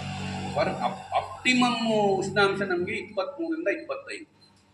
ಈ 33 ಇರೋದನ್ನ ನೀವು 23-25 ತರೋಕ್ಕಾಗಲ್ಲ. ಎಷ್ಟು ಸಾಧ್ಯವಾಗುತ್ತೋ ಅಷ್ಟು ಕಡಿಮೆ ಮಾಡ್ಕೊಳ್ಳಿ. ಇನ್ನು ತೇವಾಂಶಕ್ಕೆ ಬಂದರೆ, ಜನರಲ್ ಆಗಿ ಈ ರೈನಿ ಸೀಸನಲ್ಲಿ ತೇವಾಂಶ ಜಾಸ್ತಿ ಇರುತ್ತೆ. ರೈನಿ ಸೀಸನಲ್ಲಿ ಮಾತ್ರ, ಸಮ್ಮರಲ್ಲೂ ಜಾಸ್ತಿ ಇರಲ್ಲ ಮತ್ತು ವಿಂಟರಲ್ಲೂ ಜಾಸ್ತಿ ಇರಲ್ಲ. ಈ ಮಳೆಗಾಲದಲ್ಲಿ ವಾತಾವರಣದಲ್ಲಿ ನೀರಿನಂಶ ಜಾಸ್ತಿ ಇರುತ್ತೆ. ಅದನ್ನು ಕಡಿಮೆ ಮಾಡಿ. ಹೆಂಗೆ ಕಡಿಮೆ ಮಾಡಬೇಕು? ನಿಮಗೆ ಒಂದು ಕಡಿಮೆ ಮಾಡೋಕ್ಕಿರೋದು 2 ಅವಕಾಶ. ಒಂದು ಸುಣ್ಣ ಉಪಯೋಗಿಸಿ, ಇನ್ನೊಂದು ಗಾಳಿ ಆಡಿಸಿ. ಗಾಳಿ ಆಡಿಸಿದ್ರೆ ನಿಮಗೆ ಹ್ಯುಮಿಡಿಟಿ ಕಡಿಮೆ ಆಗುತ್ತೆ ಅಲ್ವಾ? ಒಂದು ಗಾಳಿ ಆಡಿಸಿ ಚೆನ್ನಾಗಿ, ಇನ್ನೊಂದು ಸುಣ್ಣ ಉಪಯೋಗಿಸಿ. ಇನ್ನು ಚಳಿಗಾಲದಲ್ಲಿ ಮತ್ತು ಬೇಸಿಗೆ ಕಾಲದಲ್ಲಿ ನೀರಿನಂಶ ಕಡಿಮೆ ಇರುತ್ತೆ. ಜಾಸ್ತಿ ಮಾಡ್ಕೊಳ್ಳೋದು ಈಸಿ. ಯಾವಾಗ? ಚಳಿಗಾಲದಲ್ಲಿ ಜಸ್ಟ್ ಇಬ್ಬನಿ ಸೊಪ್ಪು ಹಾಕ್ಬಿಡಿ. ಬೆಳಿಗ್ಗೆ ನೀರಲ್ಲಿ ಸೊಪ್ಪಿದ್ರೂ ಇರಲಿ, ಸ್ವಲ್ಪ ನೀರಿದ್ರೂ ಇರಲಿ, ಇಬ್ಬನಿ ಸೊಪ್ಪು ಹಾಕ್ಬಿಡಿ. ನಿಮ್ಮ ವಾತಾವರಣದಲ್ಲಿ ನೀರಿನಂಶ ಜಾಸ್ತಿ. ಎರಡನೇದು, ಸ್ವಲ್ಪ ಫೀಡಿಂಗ್ ಆದಮೇಲೆ ಫಾಗರಲ್ಲಿ ಸ್ವಲ್ಪ ನೀರು ಬಿಟ್ಬಿಡಿ. ಫಾಗರೆಲ್ಲ ನೀರು ಬಿಟ್ಟು ಓಡಾಡಬೇಡಿ. ಎಲ್ಲ ಮುಗಿತಾ ಕೆಲಸ ಒಂದು ಸ್ವಲ್ಪ ಫಾಗರಲ್ಲಿ ವಾತಾವರಣಕ್ಕೆ ನೀರು ಬಿಟ್ಬಿಟ್ಟು ಫಾಗರಲ್ಲಿ ನೀರು ಹೊಡೆದ್ಬಿಟ್ಟು ಹಾಕಿಬಿಡಿ. ಫಾಗರ್ ಅಂದರೆ ನೀರು ಬಿಡಬಾರ್ದು, ಈ ಥರ ಬೀಳಬೇಕು. ಗಾಳಿ ಥರ ಗಾಳಿನಲ್ಲಿ ಸೇರ್ಕೊಂಬೇಕು. ಕೆಳಗೆ ಬೀಳೋದಕ್ಕಿಂತ ಗಾಳಿನಲ್ಲಿ ಸೇರ್ಕೊಬೇಕು. ಸೊ ಈ ಥರ ವಾತಾವರಣನ ನಿರ್ವಹಣೆ ಮಾಡಿ. ಟೆಂಪ್ರೇಚರ್ ಈಗ ಎಲ್ಲರಿಗೂ, ಈಗೆಲ್ಲ ರೇರಿಂಗ್ ಹೌಸ್ ಬಗ್ಗೆ ನಾನು ಹೇಳಕ್ಕೆ ಹೋಗಲ್ಲ. ಯಾಕೆಂತಂದ್ರೆ ಅವ್ರು ಕರೆಕ್ಟಾಗಿದ್ದರೆ ನಿಮ್ಗೆ ದುಡ್ಡು ಕೊಡ್ತಾರೆ. ಕೆಳಗಡೆ ಮುದ್ದೆ ಕಿಟಕಿ, ಮೇಲೆ ವೆಂಟಿಲೇಟರ್. ಕೆಳಗಡೆ ವೆಂಟಿಲೇಟರಿಂದ ತಂಪಾದ ಗಾಳಿ ಒಳಗೆ ಬರುತ್ತೆ. ಇಲ್ಲಿ ಕಾಯುತ್ತೆ. ರೂಮ್ ಟೆಂಪ್ರೇಚರ್ ಜಾಸ್ತಿ ಇರುತ್ತಲ್ಲ ರೇರಿಂಗ್ ಹೌಸ್ಗೆ, ಕಾಯುತ್ತೆ. ಗಾಳಿ ಕಾಯ್ದಾಗ ತೂಕ ಕಡಿಮೆ ಆಗುತ್ತೆ. ತೂಕ ಕಡಿಮೆ ಆಗಿದ್ದು ಏನಾಗುತ್ತೆ? ಮೇಲೆ ಅದು ಆಚೆ ಹೋದ್ರೇನೆ ಈ ಕಡೆಯಿಂದ ಒಳಗಡೆ ಜಾಗ ಬರೋಕ್ಕೆ ಸಾಧ್ಯ. ಸೊ ಅದು ಆಚೆ ಹೋಗ್ಬೇಕು, ಅದಕ್ಕೆ ಟಾಪ್ ವೆಂಟಿಲೇಟರ್ ಇರಬೇಕು, ಬಾಟಮ್ ವೆಂಟಿಲೇಟರ್ ಇರಬೇಕು. ಆಮೇಲೆ ಯಾಕೆ ಕಿಟಕಿಗಳು ಕ್ರಾಸ್ ವೆಂಟಿಲೇಷನ್ಸ್ ಅಂತ ಹೇಳ್ತೀವಿ, ಯಾಕೆಂತಂದ್ರೆ ಈಗ ಅಲ್ಲಿ 100 ಮೊಟ್ಟೆ ಮೇಯಿಸ್ತಾ ಇದ್ದೀರ ಅಂದ್ರೆ ಒಂದು 50,000 ಹುಳ ಇರುತ್ತೆ. 50,000 ಹುಳನೂ ಉಸಿರಾಡುತ್ತೆ, ಅದು ಆಮ್ಲಜನಕ ತಗೊಳುತ್ತೆ, ಕಾರ್ಬನ್ ಡೈಆಕ್ಸೈಡ್ ಆಚೆ ಬಿಡುತ್ತೆ. ನಾವು ಮನುಷ್ಯರು ಹೋಗ್ತೀವಿ, ನಾವು ಅದೇ ಕೆಲಸ ಮಾಡ್ತೀವಿ. ಅಂದ್ರೆ ಅಲ್ಲಿ ಕಾರ್ಬನ್ ಡೈಆಕ್ಸೈಡ್ ಇರ್ತಕ್ಕಂಥದ್ದು ಗ್ಯಾಸ್ ಅಕ್ಯುಮಿಲೇಷನ್ ಆಗಿ, ಅದೇ ರೀತಿ ಸೊಪ್ಪಿರುತ್ತೆ, ಇಕ್ಕೆ ಇರುತ್ತೆ, ಬ್ರಾಂಚ್ ಇರುತ್ತೆ, ಅದೆಲ್ಲ ಸತ್ತೋಗಿರುತ್ತೆ. ಸತ್ತೋದ್ಮೇಲೆ ಅದು ಕೊಳೆಯಕ್ಕೆ ಸ್ಟಾರ್ಟ್ ಆಗುತ್ತೆ. ಕೊಳೆಯಕ್ಕೆ ಸ್ಟಾರ್ಟ್, ಯಾಕಂದ್ರೆ ದಿನ ಕ್ಲೀನ್ ಮಾಡೋದಲ್ಲ, ಅದನ್ನ ಕೊಳೆಯಕ್ಕೆ ಸ್ಟಾರ್ಟ್ ಆಗುತ್ತೆ. ಕೊಳೆಯಕ್ಕೆ ಸ್ಟಾರ್ಟ್ ಆದಾಗ ಅಲ್ಲಿ ಈ ಒಂದು ಅಮೋನಿಯಾ ಅಂತಕ್ಕಂಥದ್ದು ಒಂದು ಗ್ಯಾಸ್ ಇಟ್ಟಿದ್ದಾರೆ. ಈ ಅಮೋನಿಯಾ ಮತ್ತೆ ಈ ಕಾರ್ಬನ್ ಡೈಆಕ್ಸೈಡ್ ಎರಡೂನೇ ಈ ಹುಳುಗಳ ಆರೋಗ್ಯದ ದೃಷ್ಟಿಯಿಂದ ವಿಷಾನಿಲಗಳು. ಎಷ್ಟು ಪ್ರೊಡ್ಯೂಸ್ ಆಗುತ್ತೋ ಆಚೆ ಹೋಗ್ಬೇಕು. ಆಚೆ ಹೋಗ್ಬೇಕಂದ್ರೆ ಗಾಳಿನೇ ಬೀಸಬೇಕು. ಈ ಕಡೆಯಿಂದ ಬಂದು ಬೀಸಿದ ಆ ಕಡೆ ತೊಗೊಂಡೋಗ್ಬೇಕು, ಆ ಕಡೆಯಿಂದ ಬಂದು ಗಾಳಿ ಈ ಕಡೆ ತೊಗೊಂಡೋಗ್ಬೇಕು. ಗಾಳಿ ಸ್ಪೀಡ್ ಎಷ್ಟಿರ್ಬೇಕಪ್ಪ ಅಂತಂದ್ರೆ ಈ ರೇರಿಂಗ್ ಸೀಸನಲ್ಲಿ 0.5 ಮೀಟರ್ ಪರ್ ಸೆಕೆಂಡ್, ಪ್ರತಿ ಸೆಕೆಂಡಿಗೆ ಅರ್ಧ ಮೀಟರ್ ವೇಗದಲ್ಲಿ ಗಾಳಿ ಸಂಚಾರ ನಿಮ್ಮ ರೇರಿಂಗ್ ಹೌಸಲ್ಲಿ ಇರಬೇಕು. ಅದೇಂಗೆ ಗೊತ್ತಾಗುತ್ತೆ ನೋಡಿ, ಇಲ್ಲಿ ಹಾಕಿದ್ದೀರಾ ಈ ಥರ ಪೇಪರ್ ಸ್ಲಿಪ್ಪು ಅಳ್ಳಾಡ್ತಾ ಇರ್ಬೇಕು ಅಲ್ವಾ. ಸೊ ಇದು ಗಾಳಿ ಚೆನ್ನಾಗಿದೆ ಅಂತ. ಅದೇನು ನಿಂತ್ಕೊಂಡಿದೆ ಅಂತಂದ್ರೆ ಮರ ನೋಡಿದಿರಲ್ಲ, ಗಾಳಿಯಿಂದ ಸುಮ್ಮನೆ ಎಲೆಗಳಿರ್ತಾವಲ್ಲ ಅದು. ಸೊ ಇದು ಗಾಳಿ ಅಂಶ 0.5 ಮೀಟರ್ ಪರ್ ಸೆಕೆಂಡ್ ನಿಮ್ದು ರೇರಿಂಗ್ ಟೈಮಲ್ಲಿ. ಇನ್ನ ಸ್ಪಿನ್ನಿಂಗ್ ಅಂದ್ರೆ ಚಂದ್ರಿಕೆ ಎಲ್ಲ ಹಾಕ್ತಿರಲ್ಲ, ಚಂದ್ರಿಕೆ ಎಲ್ಲ ಹಾಕಿದ ಮೇಲೆ 3 ದಿವಸ 1 ಮೀಟರ್ ಪರ್ ಸೆಕೆಂಡ್ ಇರಬೇಕು, ಡಬ್ಬಲ್ ಇರಬೇಕಂತದ್ದು ಅಲ್ವಾ. ನೀವೆಲ್ಲ ಚಂದ್ರಿಕೆ ಹಾಕ್ಬಿಟ್ಟು ಎಲ್ಲ ಮುಚ್ಚಿಬಿಡ್ತೀವಿ, ನಾವೇನು ಹೇಳ್ತೀವಿ ಡಬ್ಬಲ್ ಇರ್ಬೇಕಂತ ಹೇಳ್ತೀವಿ. 0.5 ಇದ್ದಿದ್ದು ಅಲ್ಲಿ 1 ಮೀಟರ್ ಪ್ರತಿ ಸೆಕೆಂಡಿಗೆ ಗಾಳಿ ಇರಬೇಕು. ಏನಕ್ಕೆ ವೆರಿ ಇಂಪಾರ್ಟೆಂಟ್, ಯಾವಾಗ ಚಂದ್ರಿಕೆ ಹಾಕಿದ 72 ಅವರ್ಸ್. ಏನಂದ್ರೆ ಈ ಒಳಗಡೆ ಏನಿರುತ್ತೆ, ಇದು ರೇಷ್ಮೆ ಸಗಣಿ ಥರ ಇರುತ್ತೆ. ಸಗಣಿ ಥರ ಇದ್ದು ಅದು ಗೂಡು ಕಟ್ಟಬೇಕಂದ್ರೆ ನಾಗಲೇ ಹೇಳಿದೆ ಅದ್ರಲ್ಲಿ 2 ಅಂಶ ಇರುತ್ತೆ ಅಂತ. ಹಿಂಗೆ ದಾರ ಹಿಂಗೆ ಹಾಕುತ್ತೆ, ಇನ್ನೊಂದು ದಾರ ಹೋಗಿ ಗಮ್ ಇರುತ್ತೆ, 2 ದಾರದಲ್ಲಿ ಗಮ್ ಅಂಟ್ಕೊಂಡಿರುತ್ತೆ, ಅವೆರಡು ಸೇರ್ಕೊಂಬೇಕು ದಾರ. ಈ ಗೋಡೆ ಕಟ್ಟಬೇಕಾದ್ರೆ ಇಟ್ಟಿಗೆ ಜೊತೆಲಿ ಏನು ಬೇಕು, ಕಾಂಕ್ರೀಟ್ ಬೇಕು, ಸಿಮೆಂಟ್ ಕಾಂಕ್ರೀಟ್ ಬೇಕು. ಸೊ ಕಾಂಕ್ರೀಟ್ ಎರಡನ್ನೂ ಸೇರಿಸ್ತದೆ, ಆಯ್ತಾ. ಇದು ನೀರಿನಂಶ ಜಾಸ್ತಿ ಆಗೋದ್ರೆ ಹೆಂಗೆ ನೀರಿನಂಶ ಬರುತ್ತೆ ಅಂತ ಹೇಳ್ತೀವಿ. ಒಂದು ನಿಮ್ಮದು ಅದು ಯೂರಿನ್ ಪಾಸ್ ಮಾಡ್ಬೋದು, ಗೂಡು ಕಟ್ಟೋದು ಯೂರಿನ್ ಪಾಸ್ ಮಾಡಿದ್ರೆ ಒಂದಾಯ್ತಾ.